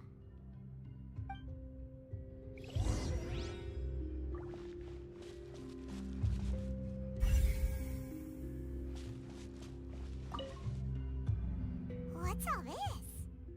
Aw, it's a bunch of really cute things! Pink accessories, a hair tie, a necklace, even a makeup box. Oh, Paimon sees it too, but why are all these cute things labeled with different girls' names? Huh? You mean the girls from the serial disappearances? They were brought here?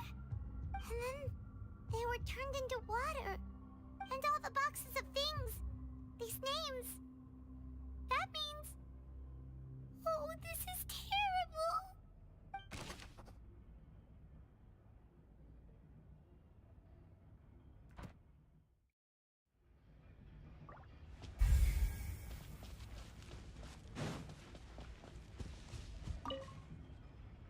Let's see what's written here. Nothing escapes Detective Paimon's eyes. Callus. Navia's father. Oh, this seems to be an investigation report on him.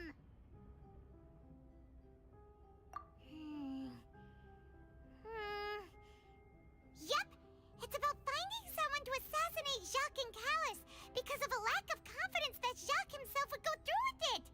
This should prove the existence of the third person, right?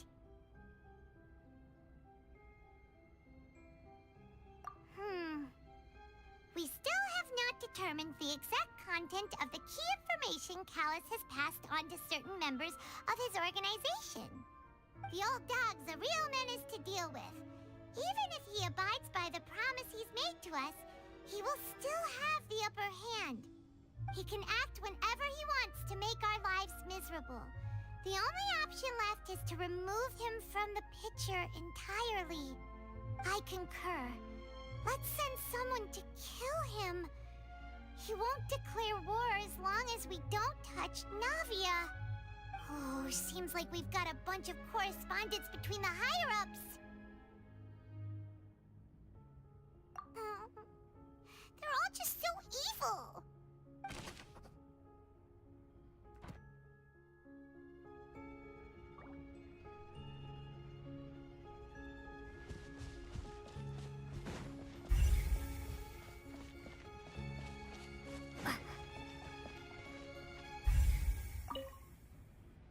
Oh, look! There's an important-looking basin over here, and it's full of water. That means this is where they make all the synth! And that special water is the main ingredient! If you dilute it with normal water, you'll get synth, but the pure stuff can dissolve a human! Paimon will take notes on this incriminating evidence.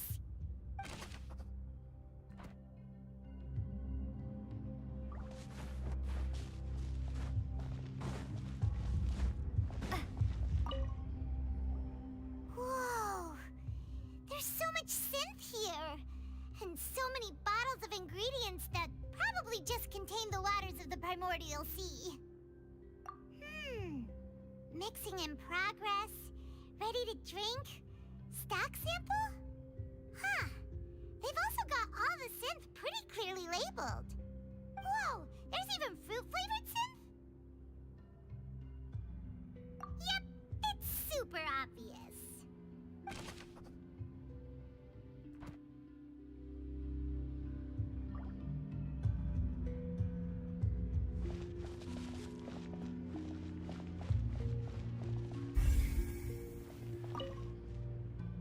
What's this over here? Looks like some kind of place for research. Experiment number 16 aims to verify Jacob Ingold's research conclusions on the primordial sea and use his theory as a foundation to achieve a breakthrough. The experiment was a failure. No individual managed to resurface from the water from the primordial sea. Female specimens 22, 23, and 24 were dissolved.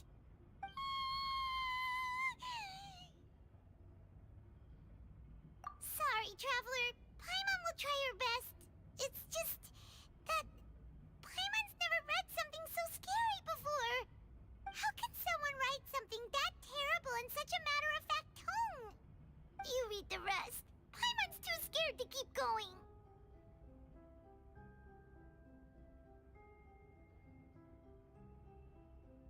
So that's why he did all of these experiments.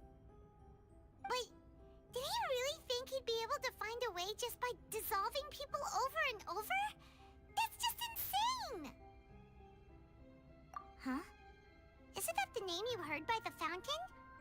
Paimon thought he was an eyewitness in the serial disappearances case. You mean Vache is the one who did all of these... experiments? So that's it! Vache was no victim, but personally took his lover and... No, that's not it either! If that's the case, why would he want people to resurface from the water? In any case, Paimon will write it all down.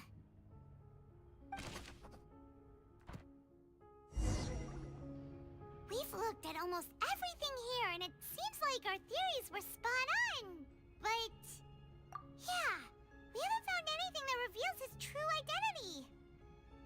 No wonder even Neuvillette wasn't able to find anything. Whoever it is probably destroyed everything to do with that name a long time ago. That way, even if we bring all this back to the opera, we won't be able to identify the true culprit. Sure thing. Paimon won't admit defeat to this guy either.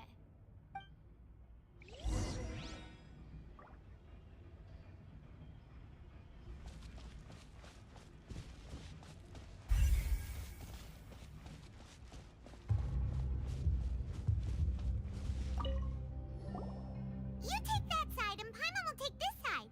Check everything carefully. We'll find something for sure.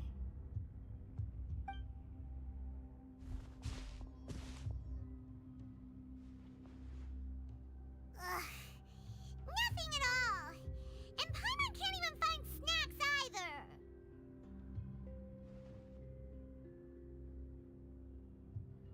Whoa, really? Let Paimon see. Vinier. Isn't that Vache's lover's name?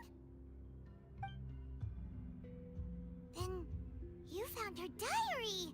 Let's see. Aw. It's just a normal diary chronicling their love story. She was so sweet, too. Oh, Paimon feels even worse for her now. So many! A whole page's worth! But they're all crossed out. Was she unhappy with all of them? The final name she decided on was... Marcel. Wait, but... Marcel's pretty old. Has this case been going on for so long that he's Vache and Vinier's grown son?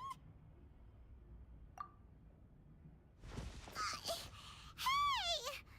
Paimon still hasn't figured it out yet.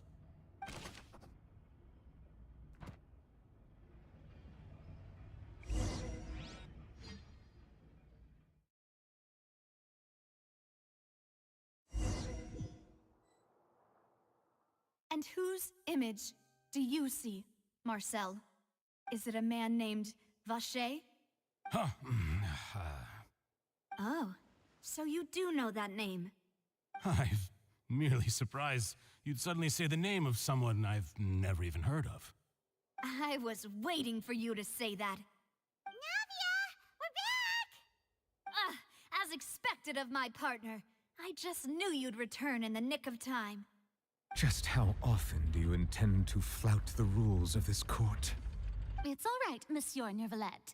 Given their confidence, I expect they've found the crucial evidence.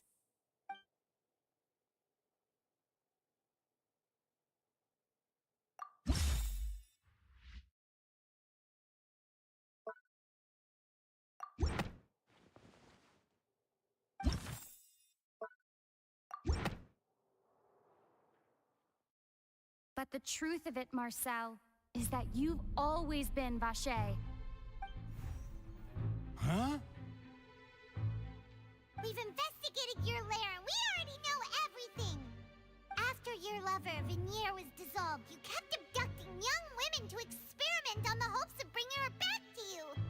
You even created Marcel as a new identity and destroyed all records of your past as Vache! So that's it. Even the villains in opera performances rarely go that far. And with that, Marcel's motive has now been established. This information regarding your past also dismantles your prior timing defense. Well, Marcel, do you know where you went wrong? You fixated your gaze on the lover that passed away, instead of paying attention to the living people around you. So, you never noticed how we changed, or how we grew as individuals. You also never understood Boss's real expectations for his daughter. Or our determination to see things through. Your determination. Mr. Marcel, please speak up now if you would like to defend yourself. Otherwise, the trial will move on to the next stage. Do you really think I wanted to do any of this? Pay attention to you? What for? Have you ever paid attention to me? Ever empathized with my pain? Ever known how it feels to watch the love of your life dissolve right in front of your eyes? No one helped me. No one even believed me. All those decades ago, even the officers from the Maison Gardiennage were laughing at me. They said there's no way a human being can turn into water. So I must have gone mad from grief. Vignere's death was brushed away by all of you as if it didn't matter at all. Well, now you know, don't you? Ha! Well, it's too late now. All those who were dissolved are gone forever. You only have yourselves to blame. You set up this ornate opera house in pursuit of your so-called justice, your beloved drama, while turning a blind eye to the suffering of the people. Veneer is dead. We promised each other that we would always be together. Wherever she goes, I will follow.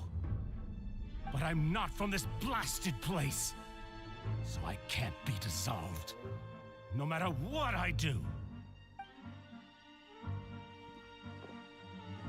Hey, is that water from the primordial sea that he's drinking? I can't dissolve! Can't dissolve! Can't dissolve! Do you all see?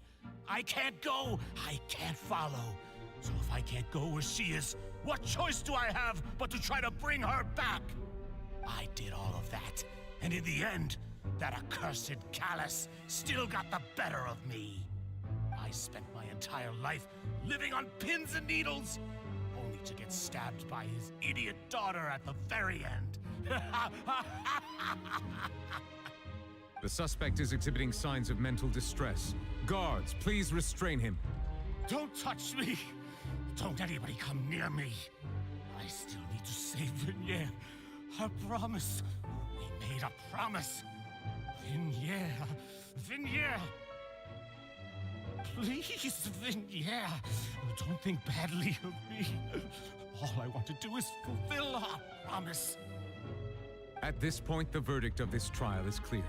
With Mr. Marcel's conviction, the charges against Mr. Tartaglia no longer have any basis. Fine by me. I was in a bad mood, but after a show like that, I'm actually feeling pretty good.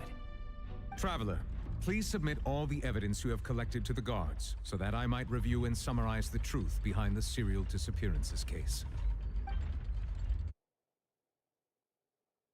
The man now known as Marcel was originally named Vache and worked as an adventurer with his partner and lover Veneer. During an underwater expedition, Veneer accidentally came into contact with water from the primordial sea and was dissolved in front of Vache as a result. Vache learned of the primordial water's existence through the work of others and began to kidnap young women for research, with the goal of discovering a method to restore Veneer back to life. To cover his tracks, he invented the new alias of Marcel and began to operate a business in Poisson. During the course of his research, Vacher discovered that a diluted concoction of water from the primordial sea can induce feelings of euphoria, and began to manufacture and market synth. However, as he accumulated wealth to fund his continued research and expanded the scope, he came into conflict with Spina di Rosula. After exchanging blows with Spina di Rosula for many years, Vacher decided to assassinate their president Callus at a banquet. Although the assassination did not go as Vacher expected, he was able to turn Callus into the murder suspect by dissolving the assassin he sent to the scene. And just recently, Vacher attempted to frame Linny as the culprit of the serial disappearances case, using a similar method.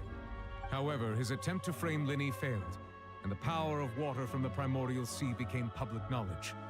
This case also exposed enough of Vacher's machinations that he was eventually successfully charged in court. Thus concludes the enigmatic history of the serial disappearances case, with the truth revealed to all.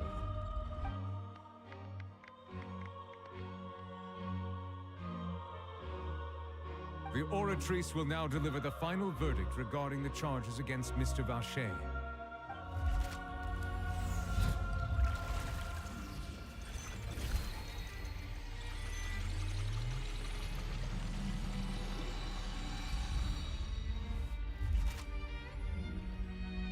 According to the judgment of the Oratrice Mécanique d'Analyse Cardinale, Mr. Vacher is guilty. Guards! Take Vacher away. Good. It's what he deserves. With that, the serial disappearances case is over now. We really just witnessed history. Who would have thought the true culprit would be such a polite and well-spoken guy? Yippee! We helped Navia bring the bad guy to justice! He's hurt so many innocent people, and now he's finally getting what he deserves. Huh? Are you okay?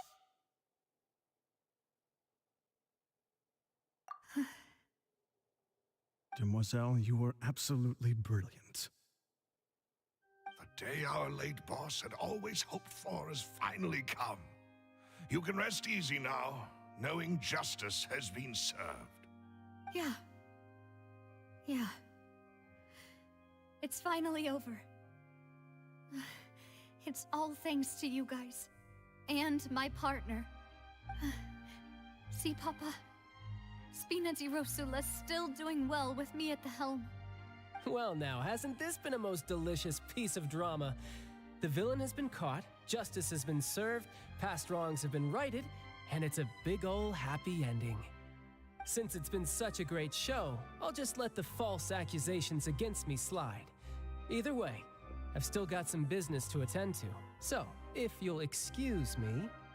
Please wait just one moment, Mr. Tartaglia. What now? None of this has anything to do with me. According to court protocol, since this trial was initiated due to a charge against you, a verdict must also be made regarding the initial charge before the trial can conclude. Oh, come on. Is this really necessary? Haven't you already caught the real criminal? Isn't it time for side characters like me to exit stage left? Please respect the laws of Fontaine. This has always been the rule. All right, but this sure is a lot of hassle. All I need to do is stand over there, right? Let's just get this over with. Through evidence presented in the public trial that was just held, it has been established that Mr. Tartaglia has no direct connection to the serial disappearances case. The guilty party has been identified, and thus it is logical to suppose Mr. Tartaglia is innocent of the charges. We now turn to the Oratrice Mécanique d'Analyse Cardinale to render the final verdict on the charges.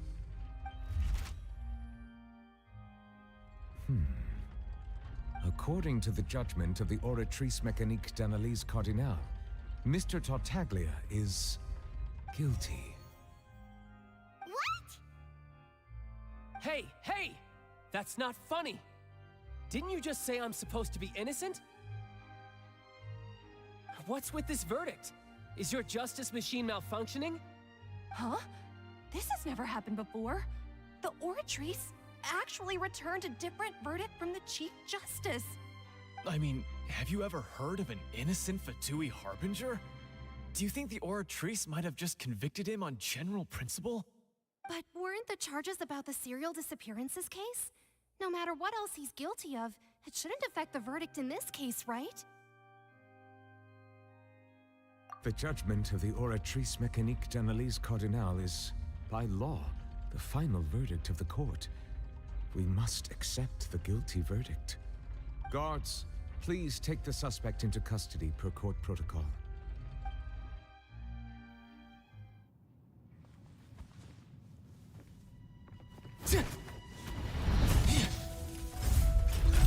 So this is how justice is done in Fontaine.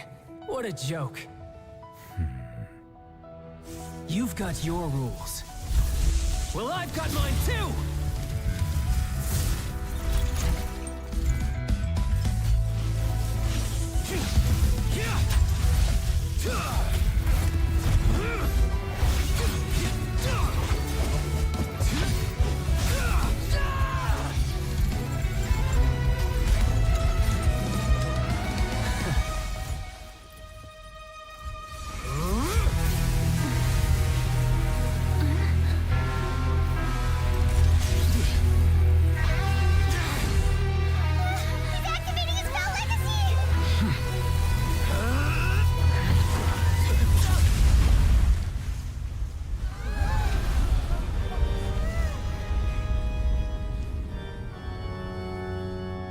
I am sorry. If you have been wronged, we will find the truth. But the rules of the court must be upheld.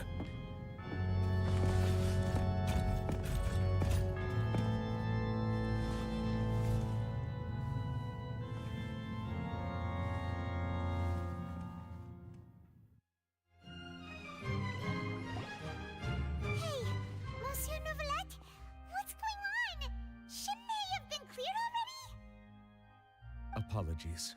This is also the first time I've encountered such a situation. However, according to the rules established at the conception of Fontaine's court system, the Oratrice's judgment is the final verdict of the court. All I do is follow court procedure.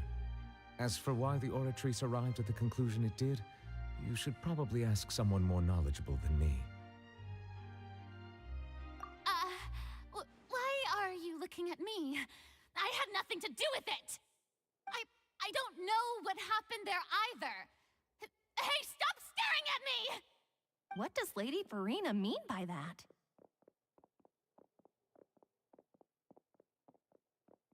She says she has no idea either, but that's impossible. Didn't she create the Oratrice herself? Yeah, so are the verdicts reliable or not? Can results like this really be called justice?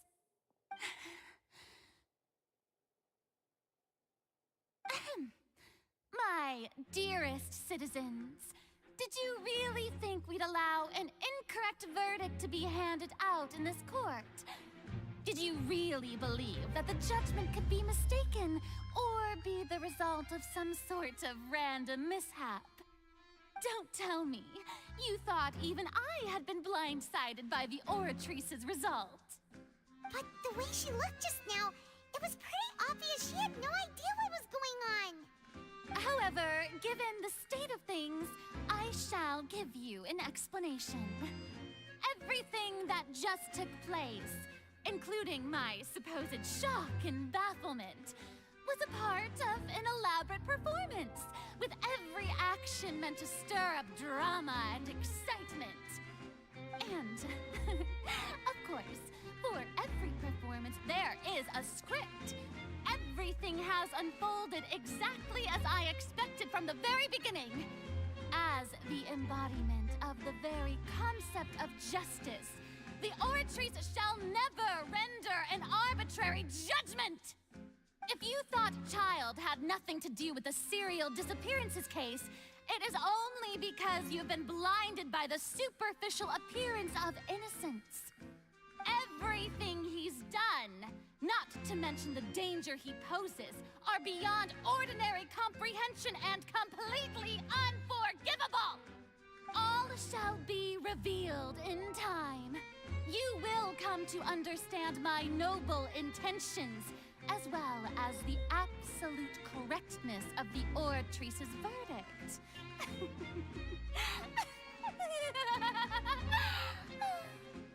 Now, having said that, although I hate to leave things hanging in suspense, it is now time for this performance to end. As the lead actress, I shall be the first to take my leave. Toodaloo! So she chose to make her escape after all, did she? So you're saying we shouldn't put much stock into what she just said? She probably just put on that performance to save face. As for the truth, it's unlikely that she actually has any idea. However, please be assured that I will continue to investigate this case in a personal capacity. Just as I promised, if the judgment has been incorrect, we will do our utmost to clear his name. All right. Even though we feel pretty badly for him, we'll take your word for it for now. After all, he's done plenty of bad stuff, so he should have known he'd go to prison someday, right?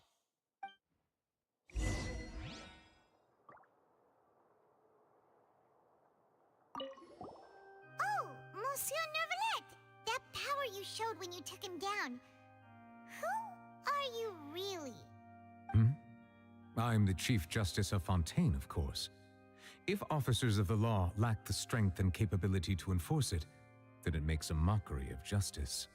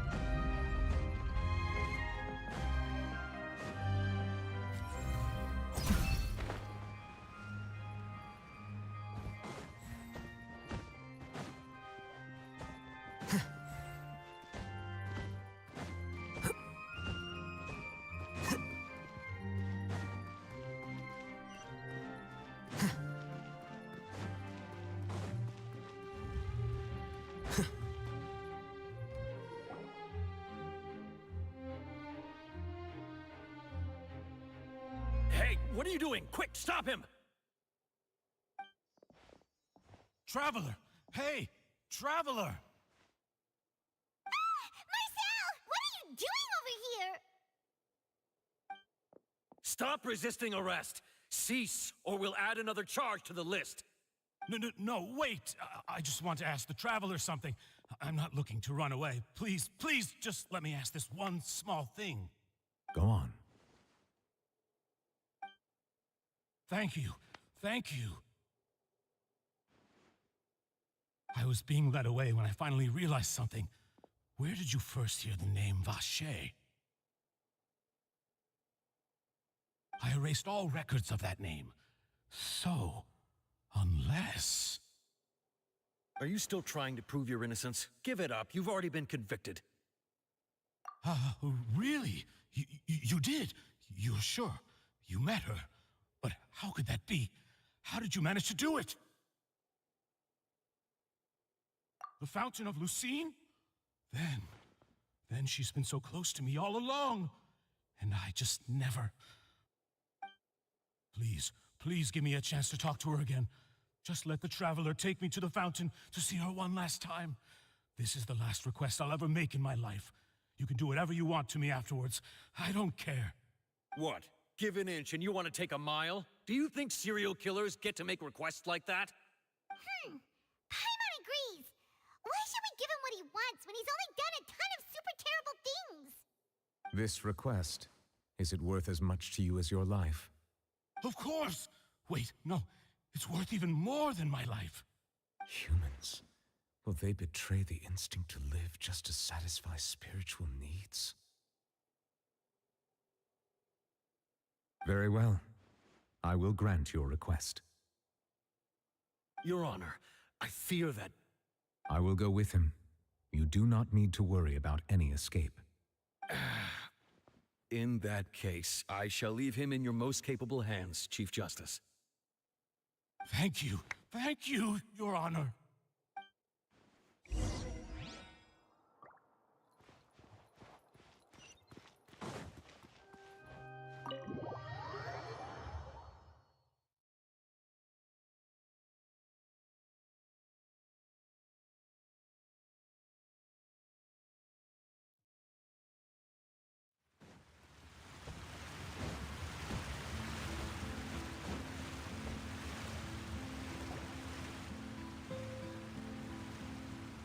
Is this the place? You said she's here, but what do I need to do to see her? Yeah, and even Paimon could hear her after drinking that thing. Didn't you just drink a lot of it on the stage as well? Oh, in that case... Vache! Ah! Yes, that's it! So you heard it too! Vinier, it's me! It's me, Vache! Vache? Vache! I'm here! I'm here! Where are you, Vinier? I'm coming for you. I'm finally here for you. Hey, wait! Be careful! Hey, wait! Vinier, is that you? It's me, Vache! Vinier! Vache? Why did you come? Didn't I say? You don't need to look for me. You look a lot older than I remember. How long has it been? It's been more than 20 years. I've suffered for over 20 years since the day you left. All this time, only the thought of bringing you back has kept me alive. Nothing else mattered to me. I must be dreaming. Who would have thought I'd get the chance to tell you all of my feelings like this? Vinier, you are my everything. I really don't know how I could live without you. But Vache, if you ask me, this world would be better off without you. What are you saying? If not for you, I would have finished my law degree and probably become a top-tier attorney one day. If not for you, I would have continued to pursue my love of the arts, and my works would have been displayed in the Palais Mermonia itself. If not for you, I would at least have been able to take care of my mother. And she would not have grown old and died alone, with nothing but the tears on her cheeks. It's all because of your selfishness, Vache. It's all because of you. Wait, you are not Vinier.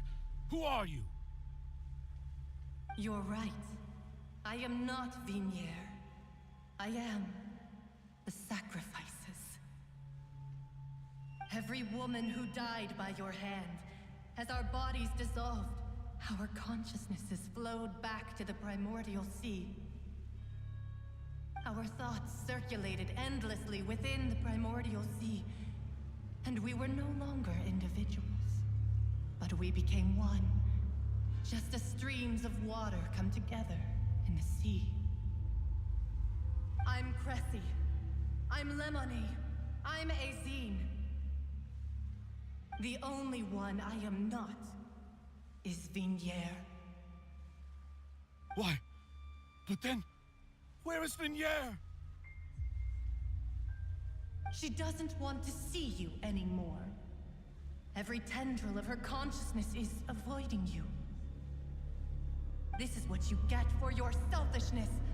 Your selfishness robbed us of our lives and our futures. You said time and time again that you'd do any and everything for her. But did you ever consider whether she'd want to see you do the things that you did? if she would despise you for what you became.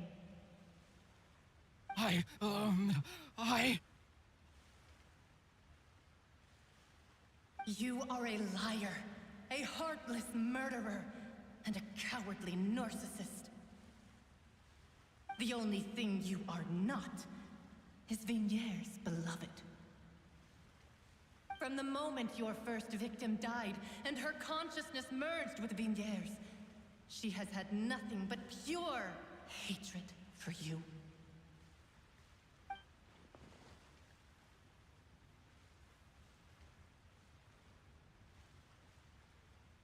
No! Vidyia! She can't hate me. Let me see her, please. Have mercy. You still don't understand. When I said don't look for me, that came from the real Vigniere. She really doesn't want to see you anymore. But on top of that, she also said that because it's her final drop of pity for you.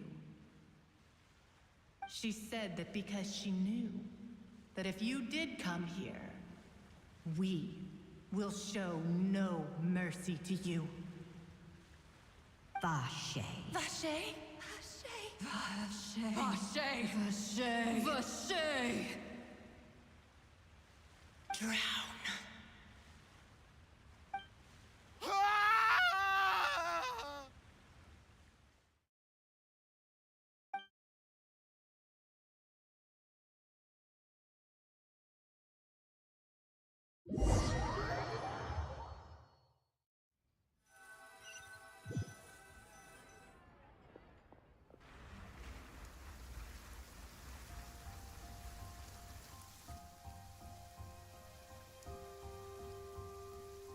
Finally, we have some time to do shopping. Gosh, it's really been a long time since we've been able to relax. Well met, partner. I knew something great was going to happen when I woke up in such a good mood today. Even this weather can't put a damper on the demoiselle's mood. It's a pleasure to see you both again. Oh, hey, Navia! It's been a few days. Paimon's already started to miss you. Oh, now that I believe. I'm easy to work with and always bring home the bacon. Who wouldn't treasure having a partner like me? Sounds like you're really enjoying life these days, Navia. What have you been busy with since the trial? It's just been one thing after the other. I've been making non-stop trips between Poisson and the courts in Sen. Everyone from Spina di Rosula organized a memorial for my father. We never held a memorial when he first died, since everyone knew that even if we held one back then, no one was going to come. This time, though, everyone in Poisson, and even many people from the court, all attended. So his name's definitely been cleared now. That's what we like to hear. It's been the dearest wish of Demoiselle all along. That blasted stubborn fool. I was right to put my faith in him. I'm so glad I didn't give up on the case all those years ago. Oh, by the way, I ran into Charlotte just after I left the memorial service. Well, maybe it'd be more accurate to say I knew she would be there, and there was no way she'd just let me go. Huh? So you know Charlotte too? The Charlotte? Journalist from the Steambird? Yeah, way back when I first became the president of the Spina di Rosula, she was all over me. Wouldn't take no for an answer. I believe the story was called The True Heart of Darkness, Secret Tales of the Yellow Rose. To be fair, though, it was a really flattering feature. So, we've been on pretty good terms ever since. She was trying to lean on our friendship to get me to do an exclusive piece on the serial disappearances case. Oh yeah, she told us about that. She's always been super interested in that case, so now her wish has finally come true too. Anyway, I told her to make sure that when she writes about you guys entering the opera house with the critical evidence, that you both sound really cool. Now that's another thing to look forward to. We trust Charlotte's skills with a pen for sure. Oh, and in other news, I also took Clorand out for a meal. Oh, are you two on better terms now? While you were investigating Vashay's headquarters, Clorand gave testimony on my father's behalf. It was thanks to her that we were able to turn the tide. I wanted to thank her. I mean, there's also no point in being awkward all the time, so we took the chance to reconcile with each other. Oh, that's great. Paimon also thought Clorand wasn't actually a bad person. It's always good to have more friends. Anyway, now that the case has finally been solved, perhaps it will slowly begin to fade from the public consciousness. Oh, actually, there's still one last thing I need to do. What is it? I should pay a visit to my father's grave and tell him the truth of what happened, as well as how it all ended. And on top of that, just how much people still look up to him to this day. That includes me, too. Miss Navia. Indeed. We want to go too! We also think Callus is a really admirable person. Sure thing. I'd like you two to share the moment with me. After all, without you, there might not have been such a positive ending. And in that case, everyone, let's be off. Considering the recent weather, we'll be lucky if we can reach Poisson before dark. Yeah, you're right. It's been raining non-stop for a few days now.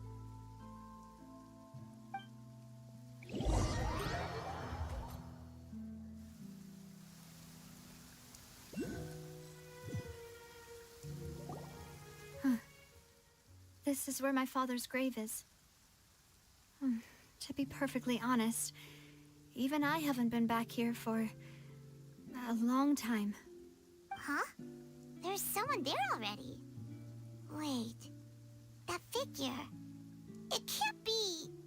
Isn't that Neuvillette?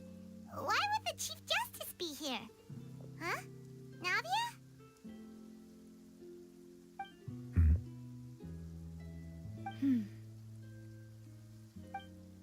My apologies. I should have asked before coming to pay my respects. Don't say that. Sorry about that. Oh, I was trying to say there's no need for you to apologize. I wanted to show my father how much I've grown, but still, I doubt I've grown to the point that even the Chief Justice would feel compelled to apologize to me over and over. In that case, I will stop apologizing for now. You really could use some pointers on understanding human emotions, Monsieur Neuvillette. In any case, why did you come to Poisson? Well, ever since that day, I've been turning a question over and over in my head. Just what is justice anyway? There was once a time when I didn't want to believe that there could be anything more important to humans than life itself. Oh, rather than that, it's probably more truthful to say I didn't believe humans were capable of resisting the most basic instinct of living things. That they could rebel against their own nature, or consider certain things to be more important than their own lives. Which is also why I didn't stop your father from beginning that fateful duel. I believed that a truly innocent man would never throw away his life like that. That there was nothing, should have been nothing more important than one's own continued survival. But Mr. Callus proved me utterly and decisively wrong. If not for his sacrifice, the serial disappearances case would have remained unsolved to this day. Mr. Callus made the choice he did for his daughter, for his associates, and for many people completely unrelated to him. And in the end, from a certain perspective, one could say that he did it all for the sake of justice. A justice that's higher than life itself. So, you asked me why I came here. I just wanted to say my apologies to Mr. Callus in person. I should have noticed all of this much sooner. This regret has filled me with a sadness that has haunted me for days. That high and mighty chair in the opera Epiclese indeed insulates one from many important things. Spina di Rosula, thank you so much for your hard work and perseverance. I'm sorry for being mad at you before. So, you're actually one of those types that's cold on the outside, but pretty thoughtful on the inside, huh? That reminds me of Silver, one of my guys. Sorry about that. Self-expression is not one of my strong suits. Didn't I just say you don't need to apologize? Ah, so Navia and Neuvillette seem to have made their peace as well. Let's not disturb them for now. We can wait till after they're done.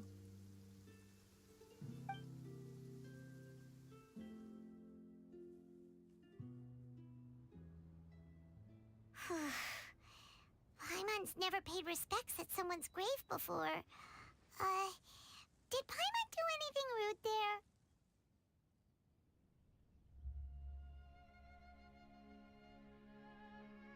Huh?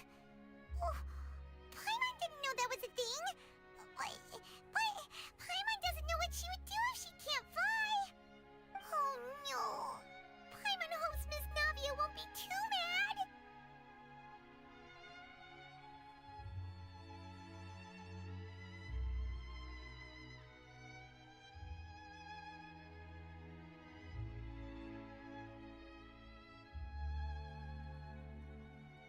Anyway, Neuvillette is still standing around there. It's not often that we can catch him alone like this, so why don't we go talk to him for a bit? If we can't talk to Lady Farina, we can at least talk to him, right?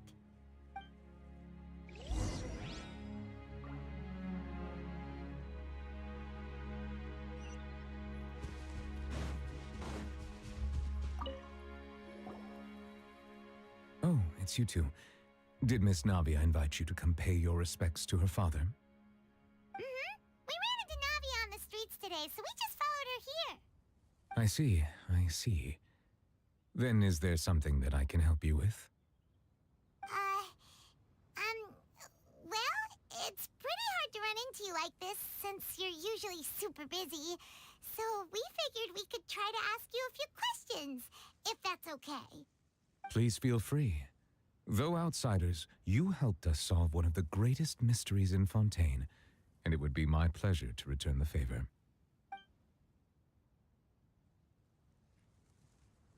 So, at court, the bad guys referred to that special water as water from the primordial sea, but what is it really? Truthfully, that name is already quite accurate. I can only surmise that Vacher and his ilk only learned of its nature and existence after extensive research. There used to be a special sea on the surface of this planet. The nature of its seawater was rather different from that of the sea we know today. Most of Tevat's life forms were first born in that special sea. You could say it nurtured much of the life on this planet. Huh.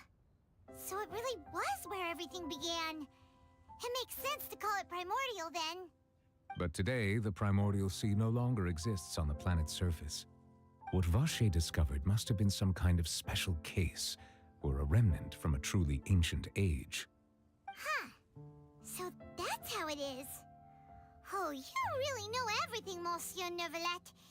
But if that's the case, then why would people, at least people from Fontaine, dissolve in that kind of water? Indeed. Why would the primordial sea, which was known to engender and nurture life, suddenly reverse itself and devour life instead? To be frank, that also doesn't match my understanding of this world and its laws. There must still be some unknown secrets around the people of this land. Is there anything else you'd like to ask me about? That the sea levels will rise and everyone will be dissolved in water, leaving Farina crying alone on her throne, but the sins of the people will be finally washed away for good. Does that appropriately summarize the version you've heard? That's right! It was Linny that told us back then. And that about covers all the main points. Yes, up to the present, I think we reached a point where we have no choice but to confront this prophecy directly. Rumors have it that this prophecy is rooted in the last words the former Hydro Archon left to the world before she passed away. A prophecy? Of the former Hydro Archon? Wow. This is the first time that we've ever heard of it. 2 parts of the prophecy have already proven correct. The rising sea levels and the ability of the people of Fontaine to be dissolved. We should be more vigilant and stay on the watch for further signs. Speaking of the prophecy, Farina has also always taken it quite seriously. Indeed, she has been collecting information and intelligence from across Tevat for this purpose. If the rumors were true, then perhaps this prophecy is the conundrum left to Farina by her predecessor. But with Farina being the way she is, can we really trust her to solve it? Is there anything else you'd like to ask me about? My apologies. My investigation has still not reached its conclusion. However, I still believe the judgment of the Oratrice was not rendered arbitrarily. But you also said you thought he was innocent. For many years, I have been quite aware that the Oratrice does not simply mechanically repeat the verdict that I give on each case. As a divinely created mechanism, the people's unified faith in the concept of justice is integrated into it. Not only can it produce the incredible power of indemnitium, but it likely also possesses other traits, such as self-awareness. Which is all to say, I have been prepared for a situation like this for a long time. Huh. So when Lenny told us that he heard a human voice from the room where the Oratrice's core is stored... I was not aware such a thing had occurred. Perhaps that could serve to prove my conjecture. I will add that to the list of items to investigate. In any case, I am inclined to believe that the Oratrice does have a methodology all its own. We just do not have enough information. Based on Farina's reaction, I doubt even she had any idea what was going on. She managed to bluff her way through it, though, with her time-tested twin tricks of bravado and drama. While we do intend to get to the bottom of this, for now, we regret to say that the Fontaineeeee Harbinger will just have to bide his time in the fortress of Meripede. If we did incorrectly convict him of crimes he did not commit, we will most certainly compensate him to the fullest extent allowed by the law. If you ask Paimon, the only compensation he'll want is a no-holds-barred fight with you. Is there anything else you'd like to ask me about? Your sibling, another blonde-haired traveler. I'm sorry, but I've never seen anyone who matches that description. If he ever stepped foot in Fontaine, I'm sure he followed our laws to the letter and had no reason to appear on the stage of the opera Epiclese. Is there anything else you'd like to ask me about? Very well. It was my honor to provide you with what answers I could. I very much enjoyed conversing with you. It will soon be time for me to leave this blissful tranquility behind and return to Palais Memoria. You really are super busy, Monsieur Neuvillette. Paimon thought you only came here to pay your respects today because you had the day off. Crime and villainy do not have the day off, and so justice must work around the clock as well. This is merely the nature of a justice's work. All right. You've got a point. Huh? Paimon just noticed that the rain has stopped.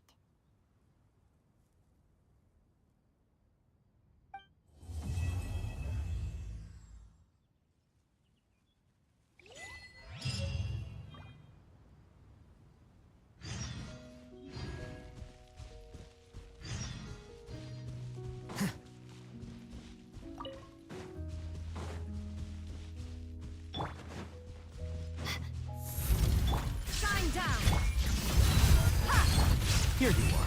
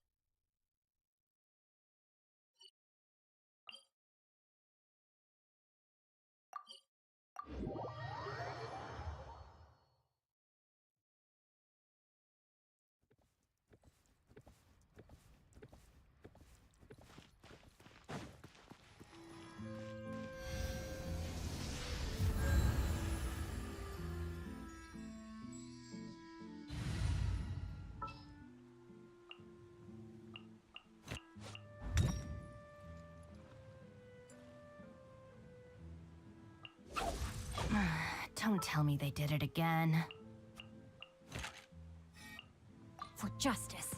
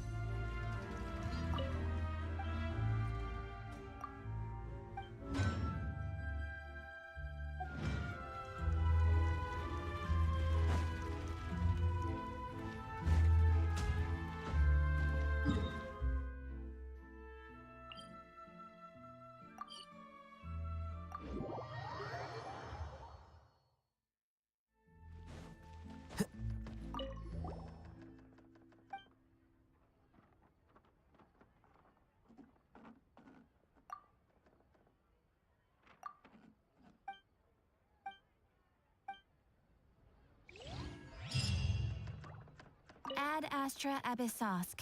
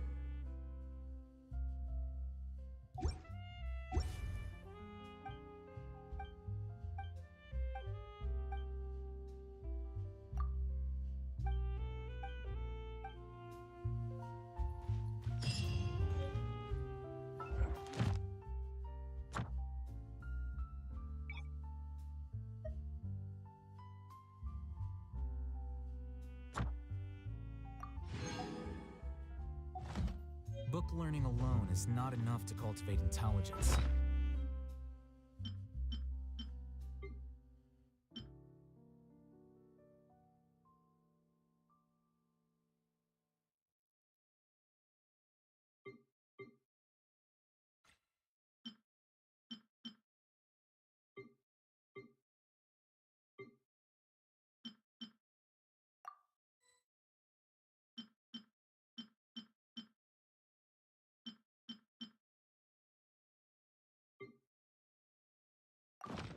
scholars in academia are prime examples.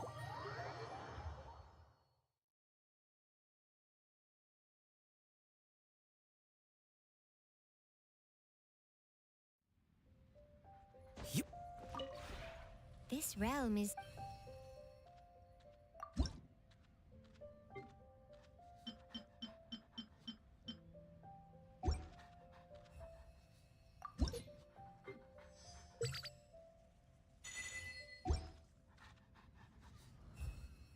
If you ever had...